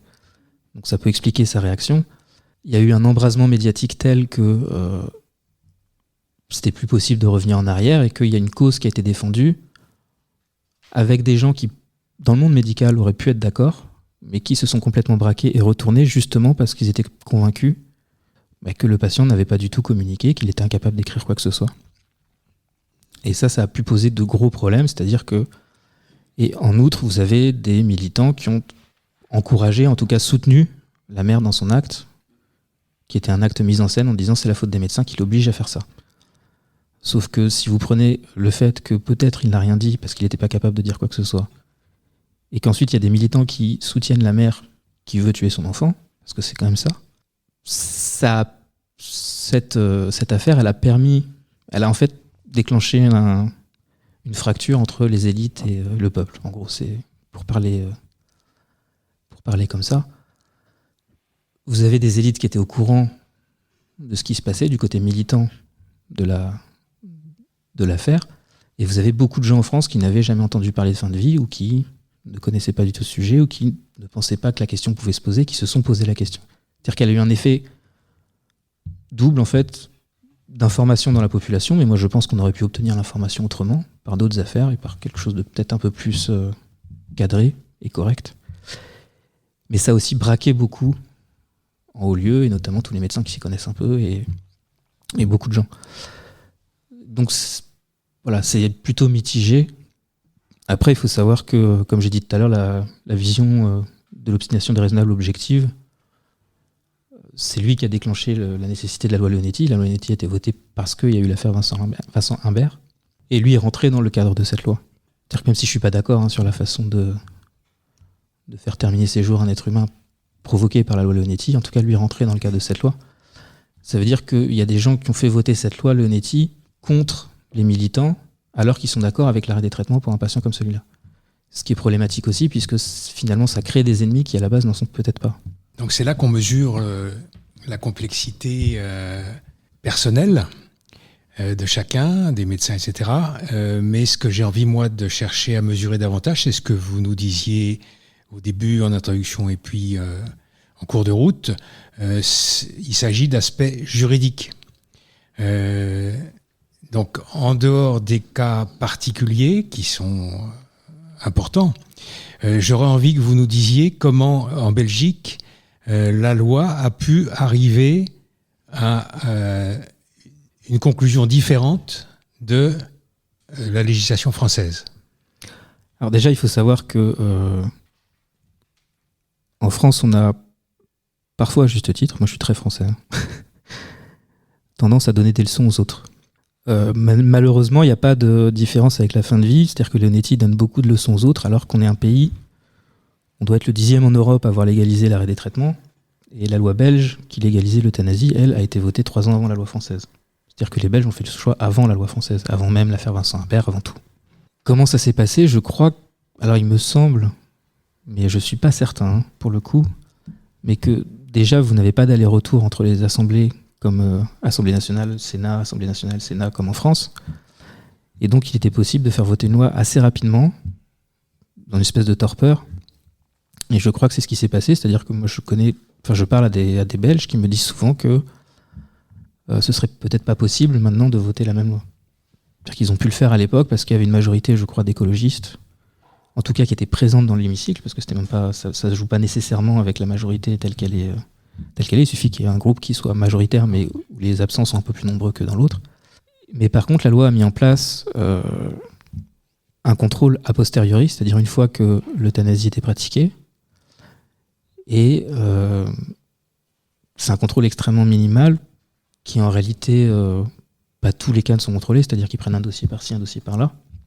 Et c'est ce que je disais tout à l'heure sur l'interprétation de la loi, c'est-à-dire que finalement, vous avez énormément de médecins qui interprètent la loi de façon totalement différente les uns des autres. Et paradoxalement, c'est souvent les personnes en bonne santé qui peuvent en bénéficier, c'est-à-dire les personnes qui peuvent choisir leur médecin. Celles qui ne peuvent pas choisir leur médecin, en réalité, il n'y a pas vraiment grand-chose à faire si jamais elles sont hospitalisées quelque part et que le médecin ne veut pas. En Belgique. Même en Belgique. Vous avez, par la loi, ils ont tenté à un moment de dire que chaque hôpital devait avoir un service dédié, ou au moins des médecins qui étaient machin. Il y a plein d'hôpitaux où ce n'est pas le cas en Belgique. Et il continue d'essayer d'avancer, sauf qu'il voit bien que vous avez en réalité quelques médecins qui pratiquent, pas beaucoup, en tout cas pas suffisamment. Vous en avez certains qui sont très montrés du doigt parce qu'ils disent oui à peu près tout le monde, et ils justifient médicalement, sous couvert de médical, en réalité ils justifient quelque chose qui n'est pas du tout médical. Et vous avez aussi des médecins qui maintiennent en vie abusivement quand vous ne pouvez pas vous déplacer ou quand le patient est en état d'exprimer sa volonté. C'est-à-dire que la loi dit il y a une hiérarchie dans la famille, c'est telle ou telle personne qui décide. Ce qui pour moi est un gadget. Par exemple, en France, au début, on voulait prendre la même hiérarchie. Et pour l'affaire Vincent Lambert, où les parents étaient des mauvais parents, en gros, la hiérarchie mettait les parents en deuxième. Et donc on a changé la hiérarchie en les mettant en quatrième. Mais juste du fait de l'affaire Vincent Lambert. Et ça montre à quel point, pour moi, c'est plutôt un gadget qui est plutôt fait en réalité pour les médecins, c'est-à-dire avoir un seul interlocuteur, c'est toujours plus simple. Et en plus, on peut espérer avoir plus l'ascendant sur cet interlocuteur. Moi, j'ai eu un client dont le père avait eu un problème dans les Ardennes. Il avait du coup été hospitalisé en Belgique. Et les médecins avaient très lourdement insisté pour qu'il soit euthanasié. Lui, il avait refusé, il l'avait ramené en France. Et a priori, son père est capable de communiquer. C'est comme on parlait de l'affaire Vincent Lambert, il est capable de lever le pied, il est capable de faire des choses, mais il ne retrouvera jamais l'état dans lequel il était avant. Et donc les médecins considéraient que... voilà. Mais ils ont insisté très lourdement. Effectivement, il risque quelque chose à le faire, mais à l'inverse, dans les situations inverses, y compris en Belgique, si les proches disaient nous voulons absolument que vous l'euthanasiez parce que son état est irréversible, il n'est pas dit que le médecin risquerait quoi que ce soit. Donc on prend souvent la loi belge en exemple, mais parce qu'elle a réussi à dépasser ce stade que j'ai évoqué, c'est-à-dire une fin de vie qui soit moins religieuse, un peu plus laïque et un peu plus décidée. Même les médecins belges auxquels j'ai parlé, il y en a certains qui sont totalement favorables à la loi, mais pas tous en réalité. Il y en a plein qui pensent qu'elle va trop loin, même s'ils sont favorables à l'euthanasie eux-mêmes. Donc c'est pas un idéal, et encore une fois, c'est plutôt avec un contrôle a posteriori qui est extrêmement limité et des médecins qui contrôlent d'autres médecins avec tout le corporatisme qui peut se mettre en place dans ces cas-là, vous avez une loi qui en réalité, pratiquement tout est toléré, mais vous n'obtenez pas ce que vous voulez nécessairement, et chaque médecin fait son interprétation de la loi. Ce qui pour moi est un problème aussi. Il faut que j'arrête d'idéaliser la loi belge. Non, mais il faut toujours idéaliser l'étranger, c'est ce qu'on fait. Et c'est ce qui fait qu'on dit, vous voyez, comme à l'étranger, j'y arrive très bien, on n'a qu'à le faire aussi, puis on adopte l'idéal. C'est pas plus mal. Oui, vous savez comme moi aussi que la médecine n'est pas une science exacte. Et on a eu beaucoup de surprises aussi par rapport à ça. On avait des malades qui étaient considérés condamnés par la médecine. Mm-hmm. Voilà. Et puis qui finissaient en soins palliatifs. Ça aussi. Pour moi, c'était une façon de déguiser la mort. En général, on supposait que l'hôpital public se débarrassait de ces malades-là. Moi, ça m'est arrivé d'en côtoyer. Et c'est terrible. Les gens se savaient condamnés. Et on les voyait 2 semaines, 3 semaines. Les pompes funèbres qui étaient là tous les jours. Et je veux dire... et en même temps, contre toute attente, il y a des malades qui avaient donc été condamnés, qui avaient des cancers très agressifs. Et on ne sait pas par quel miracle ces gens-là s'en sortent. En refusant justement les traitements, tels que la chimio, tels que la radiothérapie, enfin tous ces traitements classiques. C'est un vrai questionnement que les médecins doivent avoir, ouais. Mais malheureusement, ce que vous évoquez, c'est des potentiels abus de la médecine qui fait de la probabilité. Et malheureusement, cet abus-là est l'effet pervers de la loi Lonetti, c'est que cet abus est décomplexé même par les médecins. C'est-à-dire, comme ils sont déresponsabilisés, comme ils disent c'est pas moi qui fais, c'est la nature qui fait, finalement, ils ont même plus tendance à arrêter peut-être qu'en Belgique d'euthanasier. Ce qui est un gros problème. Mais après, effectivement, c'est pas une science exacte, mais c'est extrêmement compliqué. Il y a des fois sur Vincent, par exemple, quand on expliquait, alors les provis expliquaient que quand le cerveau est atteint, le cerveau trouve ce qu'il n'a plus, les zones du cerveau qui sont touchées sont compensées par d'autres zones du cerveau. Sauf que quand le cerveau est atteint partout, il n'y a pas de zone pour compenser une autre zone. Et là, on sait que physiquement, c'est terminé. C'est vrai que sur les cancers, c'est un peu plus compliqué. C'est toujours... ça devrait en permanence être un questionnement des médecins et être un questionnement aussi du patient. C'est effectivement très compliqué d'appréhender ce côté non exact de la science. Mais c'est pour ça aussi que ne pas laisser chaque médecin seul face à ça et avec sa liberté d'interprétation de la loi, je pense que c'est aussi une bonne chose et ça sert aussi à ça. C'est-à-dire que quand il y a des moments où voilà, les choses sont très très limites et on ne sait pas vraiment qui est-ce qui doit primer, la volonté du patient ou l'espoir que peut-être il s'en sortira. Retrouvez l'ensemble de nos podcasts Parlons laïcité sur notre site www.rers-evry.fr. À ce stade-là, on va peut-être regarder un petit peu du côté de notre Jean-Cri international, que dis-je, intergalactique peut-être, puisque nous avons notre dessinateur vedette qui nous caricature à chaque fois quelques dessins. Donc on va lui donner un petit peu la parole pour qu'il nous explique qu'est-ce qu'il a fait depuis le début de cette émission. Oui, merci. Alors moi, j'étais très étonné de quelque chose auquel j'avais pas fait ce que vous avez soulevé et auquel j'avais pas fait le rapprochement. C'est le soutien des religions avec les cliniques privées. J'avais pas vu comme ça et effectivement, on n'est plus un machiavélisme particulier et voilà, tout est possible et voilà, je trouvais très étonnant effectivement cette relation-là. Donc j'ai fait un dessin où vous avez clinique privée, gain financier important pour l'acharnement au maintien de vie, et puis vous avez un curé qui dit on sponsorise. Voilà, c'est parce qu'effectivement ça. Alors j'aurais pu effectivement prendre les autres aussi. Moi, je pense que c'est plutôt le directeur de la clinique qui sponsorise la religion en fait. Oui, c'est peut-être. Ouais, effectivement, ça peut être dans ce sens-là, tout à fait. Et puis un autre, alors il est un peu plus cynique celui-ci, mais là c'est parce que comme votre site internet a été cité, donc j'ai été le voir. Et effectivement, article 10, liberté de conscience. Et puis en dessous, vous mettez comme accroche fin de vie et aide active à mourir. Donc j'ai mis quelqu'un sous assistance respiratoire et puis quelqu'un qui lui tend une cigarette. Voilà, j'ai dit. Merci beaucoup et on continue bien sûr les questions. Parlons laïcité, une émission proposée et préparée par RERS, les réseaux d'échange réciproque de savoir. Je n'ai pas de questions, mais j'ai vu là, il y a un problème culturel. Parce qu'en Europe, surtout en France, c'est l'héritage du christianisme. Par conséquent, je vois très mal la cohabitation entre les lois et les traditions. Pour ma part, je suis issu de l'Asie, du Vietnam. La mort, c'est quelque chose de naturel.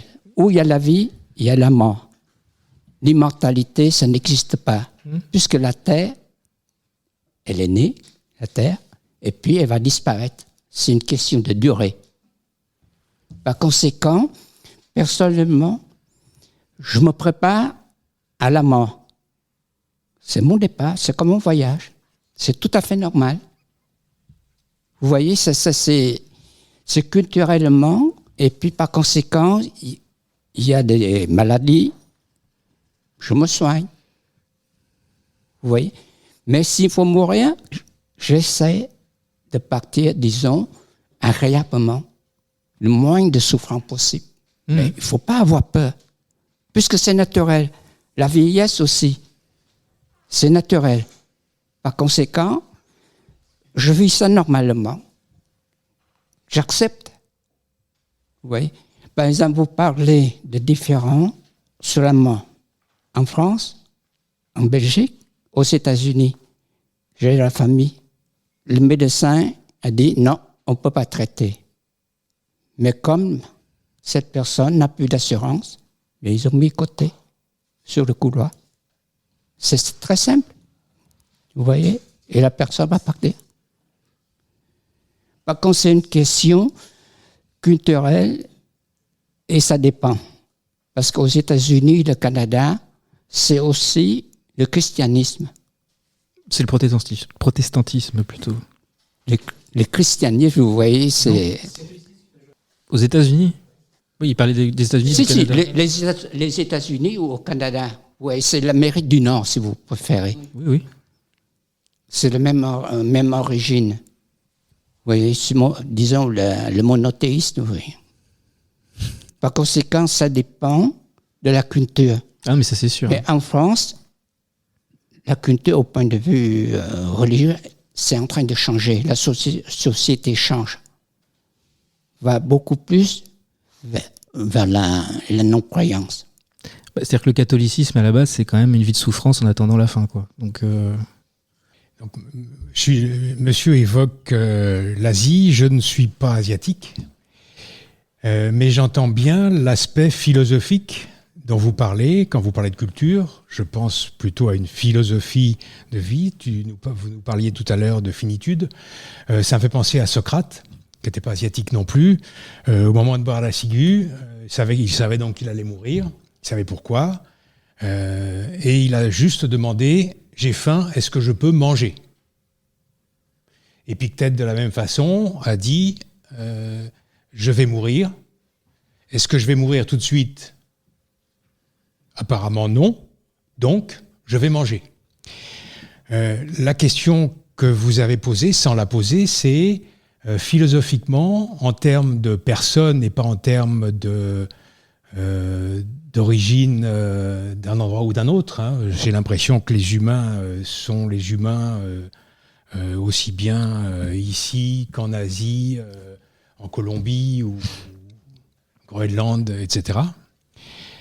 Je me demande le niveau de philosophie dont on a besoin pour définir notre rapport donc à la mort, donc notre rapport à la vie et notre rapport aux religions.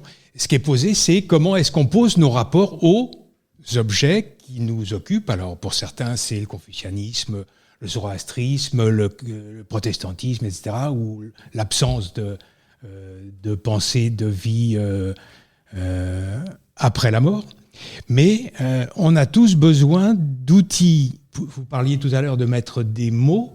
On a tous besoin de nommer les choses pour se rendre compte où elles se situent. Et alors, je vais finir juste là-dessus. C'est un peu le questionnement que j'ai. Quand on fait ça, on peut parler à un moment de liberté absolue de conscience et on peut parler de respect de liberté de conscience. Qu'est-ce qu'on fait de la conscience de quelqu'un quand on veut lui imposer sa propre conscience à soi, même si on dit je ne suis pas responsable. Je pense que le questionnement qu'on peut avoir, en tout cas que j'ai, c'est jusqu'où je considère que autrui a une conscience absolue et une liberté donc absolue de l'utiliser comme il le veut.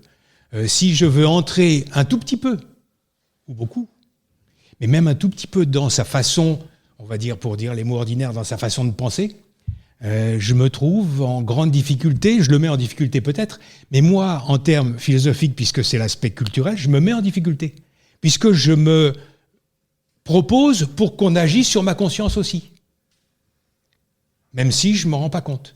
Donc la question, alors vous parliez des religions, etc., du poids des cultures, du poids de tout.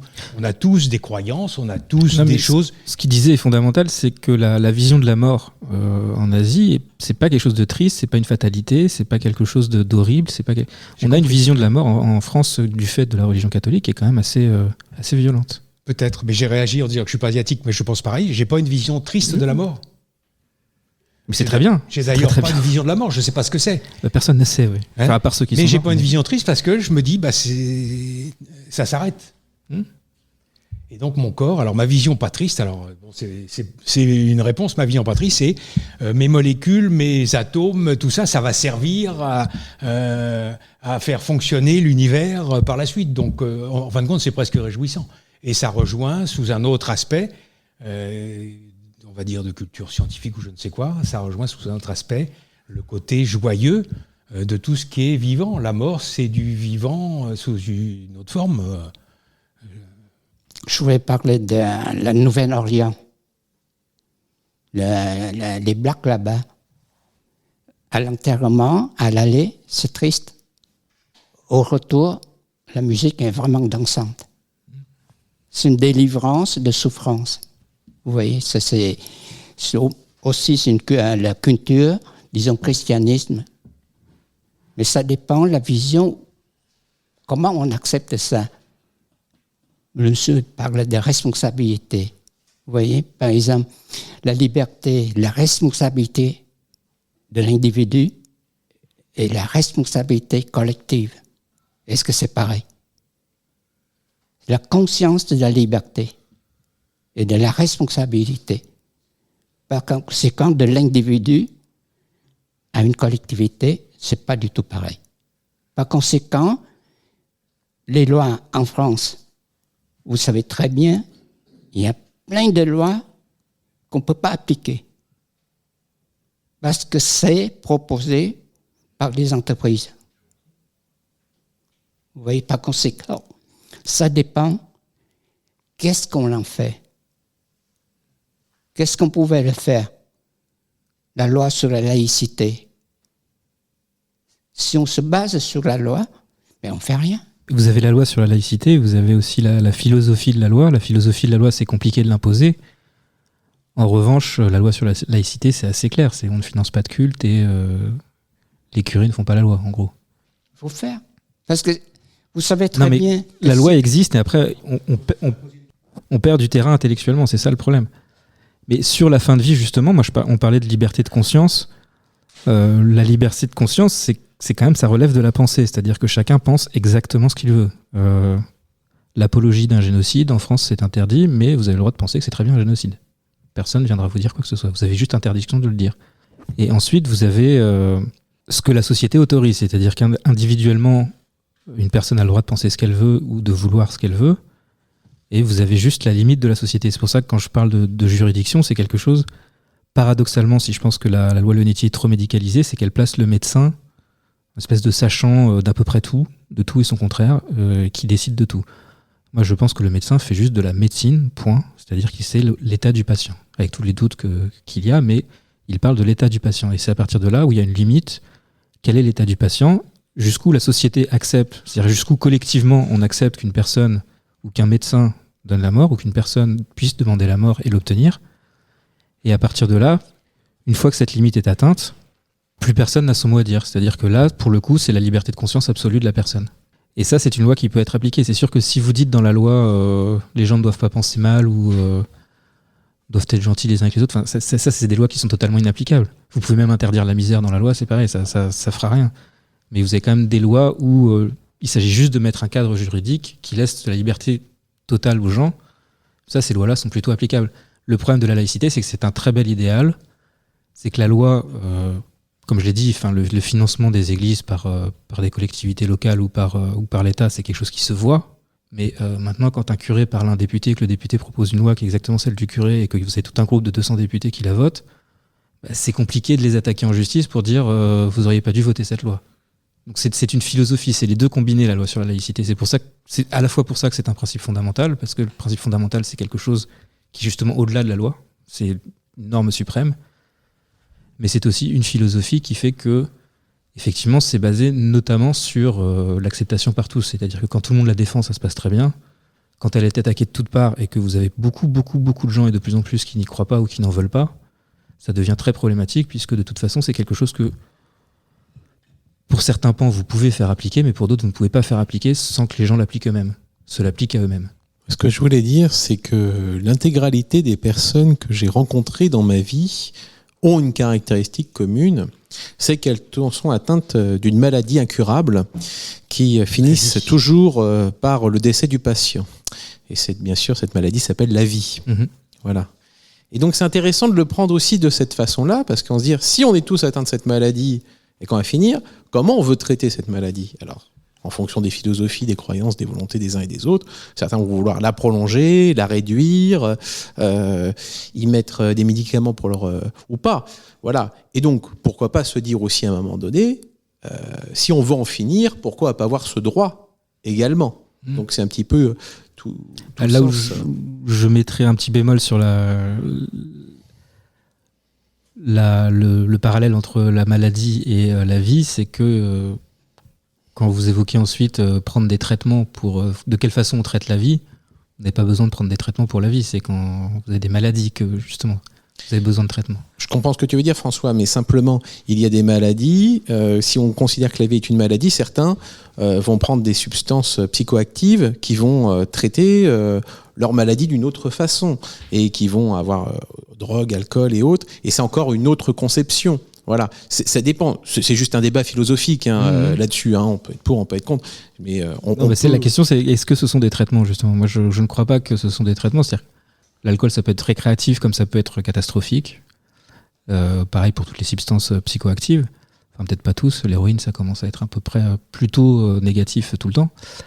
Mais est-ce que c'est une façon de traiter la vie ? Non, c'est une façon de traiter un mal-être. Mais est-ce que la vie est un mal-être ? Moi, je ne crois pas. Quand on parle de la vie, c'est concrètement un battement du cœur et une façon de penser, enfin, peut-être même pas une façon de penser, c'est-à-dire c'est le fait de penser, c'est-à-dire que le cerveau est irrigué et que vous êtes en vie parce que vous pouvez communiquer. Je pense donc je suis, enfin, ce genre de choses.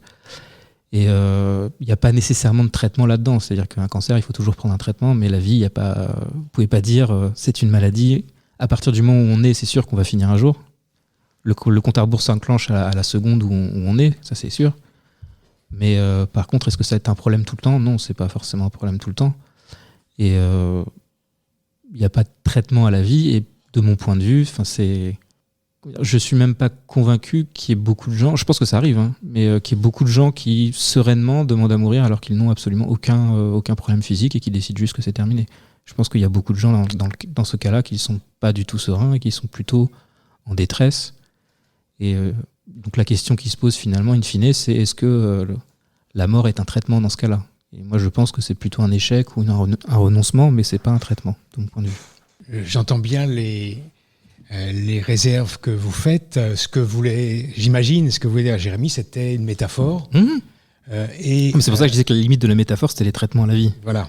Donc, comme toute métaphore, elle ne correspond pas complètement aux réalités, mais ça m'a fait penser à la fois par le côté amusant, maladie sexuellement transmissible même, hein, c'est Woody Allen, et par rapport au côté amusant et au sérieux de votre réponse, ce que ça m'a fait penser, c'est que, en fin de compte, on est, au fur et à mesure de l'évolution, quand on observe l'enfance, l'adolescence, l'âge adulte, la retraite, la vieillesse, on a besoin de se divertir. Alors se divertir, pas au sens de s'amuser, de jouir, de profiter, de se divertir au sens de penser autrement. Voir à autre chose d'ailleurs. Voir autre chose, le divertissement au sens pascalien. Et cette question, là, ça remet en termes philosophiques notre rapport à notre finitude, et en même temps notre rapport à notre émancipation. Si on se divertit complètement, on finit par plus penser le besoin de divertissement qu'on a. Mais en termes juridiques, je pense qu'on a besoin d'être tous protégés par quelque chose qui s'appelle une loi. Et cette loi qui donne des droits, donc protège les libertés de tous, elle donne des droits. Donc encore une fois, comme l'avortement, on n'est pas obligé d'avorter. Une femme n'est pas obligée d'avorter parce que la loi existe, mais le droit existe. Et donc, ce dont on a besoin dans notre divertissement, alors là maintenant c'est sérieux, c'est quelque chose qui nous protège. Et si jamais on a envie de se confier à un Dieu quelconque quand on va mourir, ok. Et si jamais on a envie de ne pas faire ça et de décider ce qu'on veut pour soi, on doit avoir le droit de pouvoir le faire. Et je pense que, alors vous parliez de combat possible puisque la loi a besoin d'être changée. Je pense que c'est une réflexion qu'on peut avoir en termes d'application du principe politique de laïcité, pas seulement le principe juridique, mais le principe politique qui est le respect du droit de chaque individu quand il peut l'avoir. Donc il faut le reconnaître aux individus. Oui, je suis entièrement d'accord avec ça.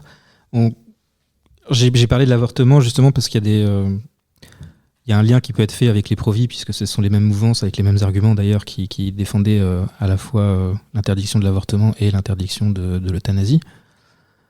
Maintenant, il y a des différences, j'en ai évoqué une notamment, c'était que vous pouviez toujours en tant que femme aller voir un médecin qui disait non et vous alliez voir un autre médecin, ce qui n'est pas forcément le cas quand vous êtes en fin de vie dans une clinique.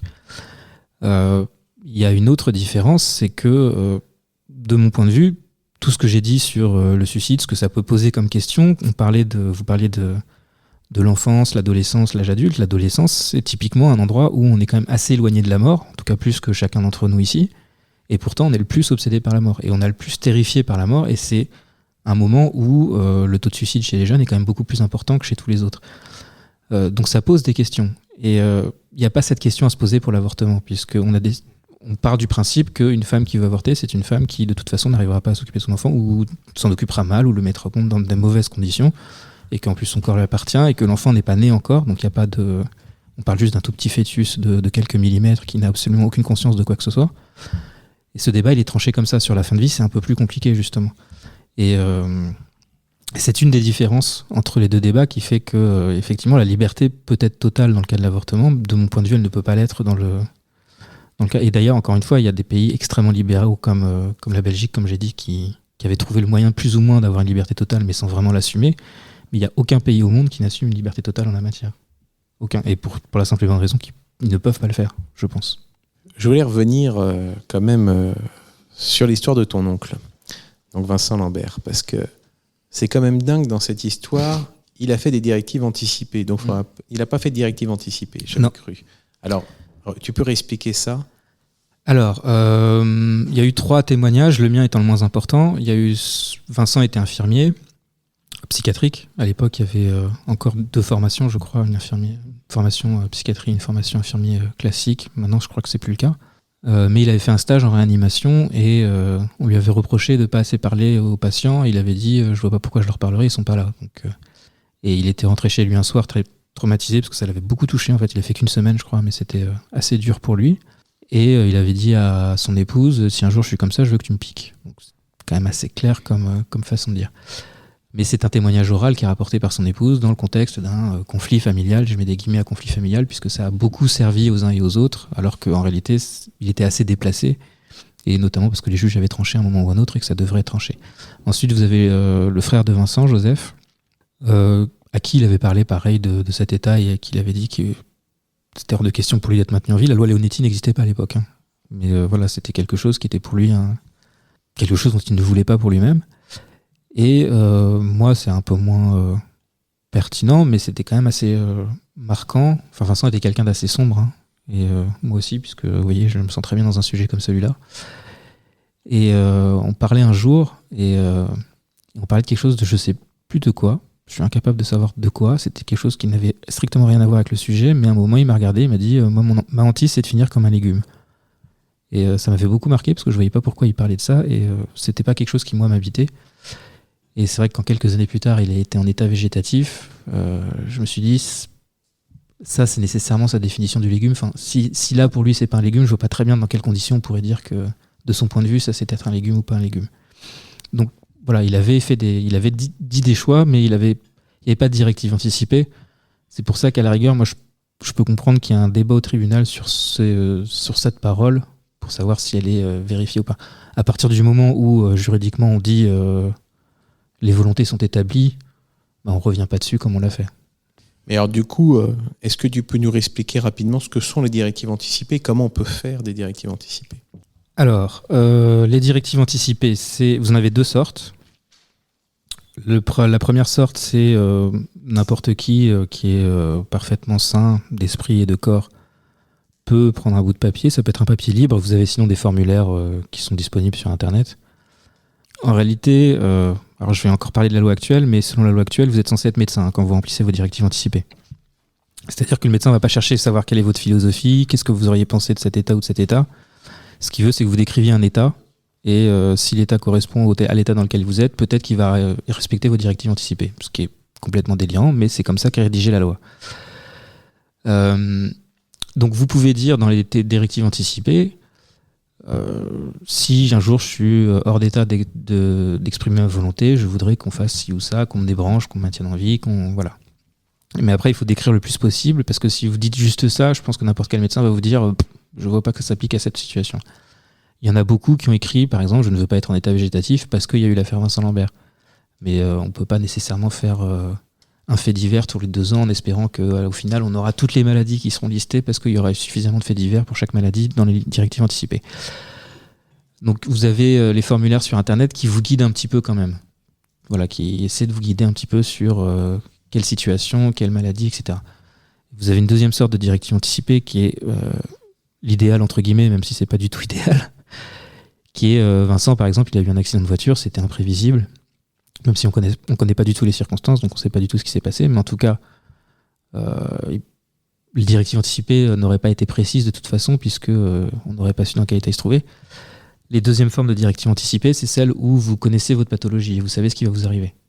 Et donc là, nécessairement, vous avez des directives anticipées qui sont un peu plus précises, un peu plus opposables aux médecins, même si concrètement, juridiquement, je pense qu'il n'y aura strictement rien à faire si jamais le médecin ne veut pas les écouter.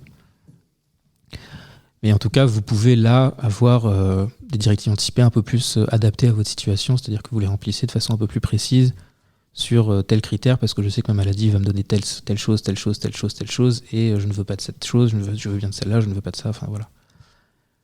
Mais tout à chacun peut les faire, et on encourage évidemment tout à chacun à les faire, en écrivant, s'il le souhaite, s'il ne veut pas être maintenu en vie dans un état, qu'il dise aussi, si l'euthanasie est légale, je préférerais être euthanasié, par exemple. Ça peut être aussi un moyen de militer par la suite. Moi, c'est ce que j'ai écrit sur les miennes, en tout cas. En même temps, et c'est ça qui doit être aussi compliqué pour les équipes médicales, il y a des malades, vraiment, qui veulent mourir, et qui, à un moment donné, reviennent sur leur décision. Oui, alors ça, c'est ce qui est rapporté par certains médecins, mais ce sont souvent des médecins assez identifiés et identifiables qui pratiquent l'épuisement, la stratégie de l'épuisement. C'est-à-dire, vous demandez une fois, il vous dit non, vous demandez 2 fois, il vous dit non, vous demandez 3 fois, il vous dit non, puis après, vous arrêtez de demander, il vous dit, bon, bah c'est bon, vous n'avez plus envie. J'ai déjà entendu plusieurs fois des cas comme ça, où les gens l'écrivent très, très, très calmement. Ils vous disent, elle m'a dit qu'elle pouvait plus vivre, qu'elle souffrait trop. Je lui dis, non, il faut continuer, alors, qu'est-ce que ça... Vous allez pas bien aujourd'hui, mais vous inquiétez pas, ça ira mieux demain. Et puis, ça, 3-4 fois, mais ils vous l'écrivent comme ça. Enfin, vraiment, il n'y a pas de changement du patient. Et puis, à un moment, le patient a arrêté de me le demander, et puis, il est mort naturellement 4 jours plus tard. Et donc, ça prouve bien que j'avais raison. Évidemment, dans la loi, si jamais ça arrivait, alors déjà, le fait que vous le demandiez, que vous savez qu'on peut vous le donner, c'est peut-être pas la même chose que le fait de le demander quand vous savez qu'on ne vous le donnera pas. C'est-à-dire que si vous légalisez le truc, il y aura peut-être des demandes un peu moins telles que vous les décrivez. La deuxième chose, c'est que dans toutes les lois, vous avez des délais. Il faut réitérer la demande dans un certain délai. Pareil, si on vous dit que le délai, c'est 2 semaines, vous faites la demande, vous avez 2 semaines pour réfléchir pleinement. Si au bout de 2 semaines, vous maintenez votre demande, on peut partir du principe que c'est ce que vous voulez. Mais pour l'instant, c'est sûr qu'en France, comme c'est totalement interdit ou que combattu par les médecins, parce que la loi, en principe, l'autorise dans certains cas, mais en réalité, le médecin fait ce qu'il veut. Les seules choses que vous entendrez, les seuls faits divers que vous entendrez, c'est ce que vous venez de dire, c'est-à-dire une demande légère qui finalement n'était pas réitérée 2 jours plus tard, mais parce que la loi est ce qu'elle est. Donc, si vous voulez, c'est une façon de donner raison à la loi d'exister, parce que la loi impose ça, et que donc, comme elle l'impose, ça prouve bien qu'elle a raison. C'est un peu exactement la même chose que l'avortement, d'ailleurs. Sur l'avortement, les femmes qui étaient en détresse, qui demandaient, après, elles arrêtaient de demander, puis elles étaient moins en détresse, donc ça allait mieux. C'était ça à l'époque. Après, comme je l'avais exprimé il y a peut-être 10 minutes, un quart d'heure, on parlait donc des personnes qui étaient condamnées par la médecine, et on ne sait pas par quel miracle, ces gens-là s'en sortent. C'est pour ça que je disais que, hormis le fait que la médecine ne soit pas une science exacte, mais il y a je pense qu'il y a quand même des mystères quelque part qui peuvent échapper. Mais les mystères sont souvent ce qu'on décrit psychosomatiques, mais je suis pas sûr que ce soit le bon terme là dans le contexte. Non, mais il y a beaucoup de médecins qui le disent, et moi j'ai pas de mal à le croire. C'est-à-dire que quelqu'un qui est extrêmement positif, bizarrement son corps lutte mieux contre le cancer que quelqu'un qui va très mal. Le meilleur exemple étant Desproges, qui a invoqué pendant toute sa vie un cancer et finalement il l'a eu. Oui, c'est la force du mental, bien sûr. Mais c'est toute la question. Enfin, c'est très problématique. Est-ce que vous avez une vision de la médecine qui me semble, moi, être inappropriée? C'est est-ce que quand vous légalisez l'euthanasie, enfin l'aide active à mourir, que vous autorisez quelqu'un à demander à mourir, vous atteignez sa force mentale? C'est-à-dire que si lui voulait vivre, il était très positif, mais subitement, parce que la loi l'autoriserait à le faire, il ne serait plus très positif et il ne pourrait plus lutter contre le cancer efficacement. Moi, j'y crois pas du tout. Je pense que quelqu'un qui est extrêmement positif et qui a envie de vivre jusqu'au bout, vivra jusqu'au bout, que quelqu'un dont l'esprit influe tellement sur le corps qu'il arrive à lutter plus efficacement contre son cancer. Vous légalisez l'euthanasie, ça ne va pas l'empêcher de lutter, je pense qu'il continuera de lutter. Mais qu'en revanche, quelqu'un qui souffre énormément, qui a vraiment l'impression que c'est terminé, qui est médicalement condamné, si on parle de la force de l'esprit, vous voyez bien que même là, la force de l'esprit, elle n'est plus là. Donc ça veut dire que quelque part, il sera condamné. Mais c'est sûr qu'il faut le moins possible faire du probabilisme dans ces cas-là, ça c'est sûr et certain. Moi j'ai une petite question, je ne sais pas si c'est la dernière, mais j'aimerais savoir, avec tout ce que vous nous dites, j'ai l'impression vraiment de l'intérieur, à la fois philosophiquement et juridiquement, Est-ce qu'il y a une question qu'on ne vous a pas posée à laquelle vous auriez aimé répondre ce soir ? Voilà, ça c'est une question qui en apparence très gentille, mais qui est très piège. Et en plus, pas beaucoup de temps. On peut jamais être exhaustif, mais j'ai essayé d'en mettre le maximum dans ce que j'avais à dire la première heure. Non, après je sais qu'il y a des débats qui seront jamais clos, comme celui qu'on est en train d'avoir sur savoir si médicalement c'est condamné ou pas. Ça veut dire, est-ce que ça veut dire réellement quelque chose dans tous les cas ? Ça c'est quelque chose d'éminemment compliqué. Voilà, après il y a quand même certaines certitudes qui se révèlent être assez vraies en règle générale. Donc c'est voilà, mais sur d'autres questions, moi j'ai pas. Non. S'il y a d'autres questions, c'est mieux. Je pense à une histoire qui m'a été racontée. C'est une histoire véridique. Il s'agit d'une dame africaine. Elle vivait en Angleterre et la médecine lui a dit « Nous ne pouvons plus rien faire pour vous. Vous êtes condamnée. » Elle s'est dit, comme elle était d'Afrique, elle s'est dit « Je vais retourner, je vais aller dans mon pays pour y mourir. » Alors elle s'est dit pour me faire un peu plus plaisir, je vais prendre le bateau. Elle est allée en bateau et le jour où elle est arrivée dans sa famille, tout ça, au bout de quelque temps, elle est allée consulter en disant j'ai eu un cancer qui était au stade terminal. La médecine n'a rien trouvé. Voilà. Moi je trouve que c'est une très belle histoire. Parce que ça démontre un peu le côté psychologique des gens, de l'environnement. Non, mais ça démontre beaucoup de choses, mais après, il y a quand même un truc qui s'appelle le deuxième avis, c'est-à-dire que vous pouvez demander le deuxième avis d'un médecin, parce que là, passer d'un cancer en phase terminale à pas de cancer du tout, ça me semble, pendant un simple voyage en bateau, ça me semble quand même compliqué, moi. Je suis pas sûr qu'il n'y a pas eu une erreur au tout début du diagnostic, quand même. Enfin... Moi, j'ai l'histoire d'une source fiable. Oui, non, mais ça peut être une source fiable. Je dis juste qu'il y a peut-être eu une erreur du premier médecin. Enfin, ça me semble bizarre quand même de passer d'un... Le cancer, dans tous les cas, on le voit reculer, on le voit pas disparaître. Je veux dire, c'est pas... Il recule petit à petit, on s'étonne du fait qu'il recule. Et à terme, il disparaît. Mais, enfin, un voyage en bateau et il n'y a plus de cancer. Passer d'un cancer terminal et... Oui, c'est une belle histoire, d'accord. Donc, il ne faut pas toucher aux belles histoires, alors. L'important, c'est d'y croire. Moi, nous parlons de laïcité, l'important, c'est d'y croire. J'ai une question, notamment... alors, j'espère qu'elle n'est pas trop indiscrète, parce qu'on a vu que dans ta famille, vu le cas de ton oncle, ça s'est beaucoup déchiré. Quelles sont les relations maintenant, aujourd'hui ? Le déchirement était en gestation. Hein. On voyait bien qu'il y a certaines personnes à qui on ne pouvait pas parler, ou quand on leur parlait, ils transformaient à peu près tout ce que vous disiez. Hein. Il est d'accord avec moi. Donc c'était plus ou moins en gestation. Moi, personnellement, je pense que la famille, c'est pas l'alpha et l'oméga, très honnêtement. Je pense que ça peut être plutôt une prison qu'autre chose, voire même quelque chose d'extrêmement toxique. Et je pense que cette affaire, elle m'a, in fine, permis de me libérer plus ou moins de la famille. C'est-à-dire que je ne vois à peu près plus personne et en fait, ça ne me manque pas. Et après, je pourrais peut-être les revoir un jour ou l'autre. C'est juste que je sais que j'ai pas grand-chose à partager avec eux en général. Et voilà. Et je vois pas ça comme une fatalité. C'est-à-dire qu'il y a beaucoup de gens qui disent ouais, c'est dur pour votre famille, machin, comme si c'était. On a l'impression qu'on voulait nous maintenir dans une espèce d'un truc sordide et tout ça, machin. Non, c'est très bien aussi de s'émanciper de ses parents et de ses grands-parents et de ses oncles et tantes. Et voilà. Mais moi, j'ai très peu de liens avec eux. J'ai pas trop de regrets. Je ressens pas de regret de ne pas avoir de lien avec eux. Parlons laïcité. Une émission proposée et préparée par RERS, les réseaux d'échange réciproque de savoir. On va peut-être donner un petit tour auprès de Jean-Cry, parce qu'on voit qu'il continue à dessiner. Alors Jean-Cry, on en est où ? Alors, où en est-on ? C'est un sujet, laïcité. Alors, on s'est un peu éloigné du sujet, je me suis un peu éloigné. Là, mais ça reste un peu autour. C'est donc laïcité et fin de vie. Donc, j'ai dessiné Jésus-Christ qui dit on en parle si vous voulez.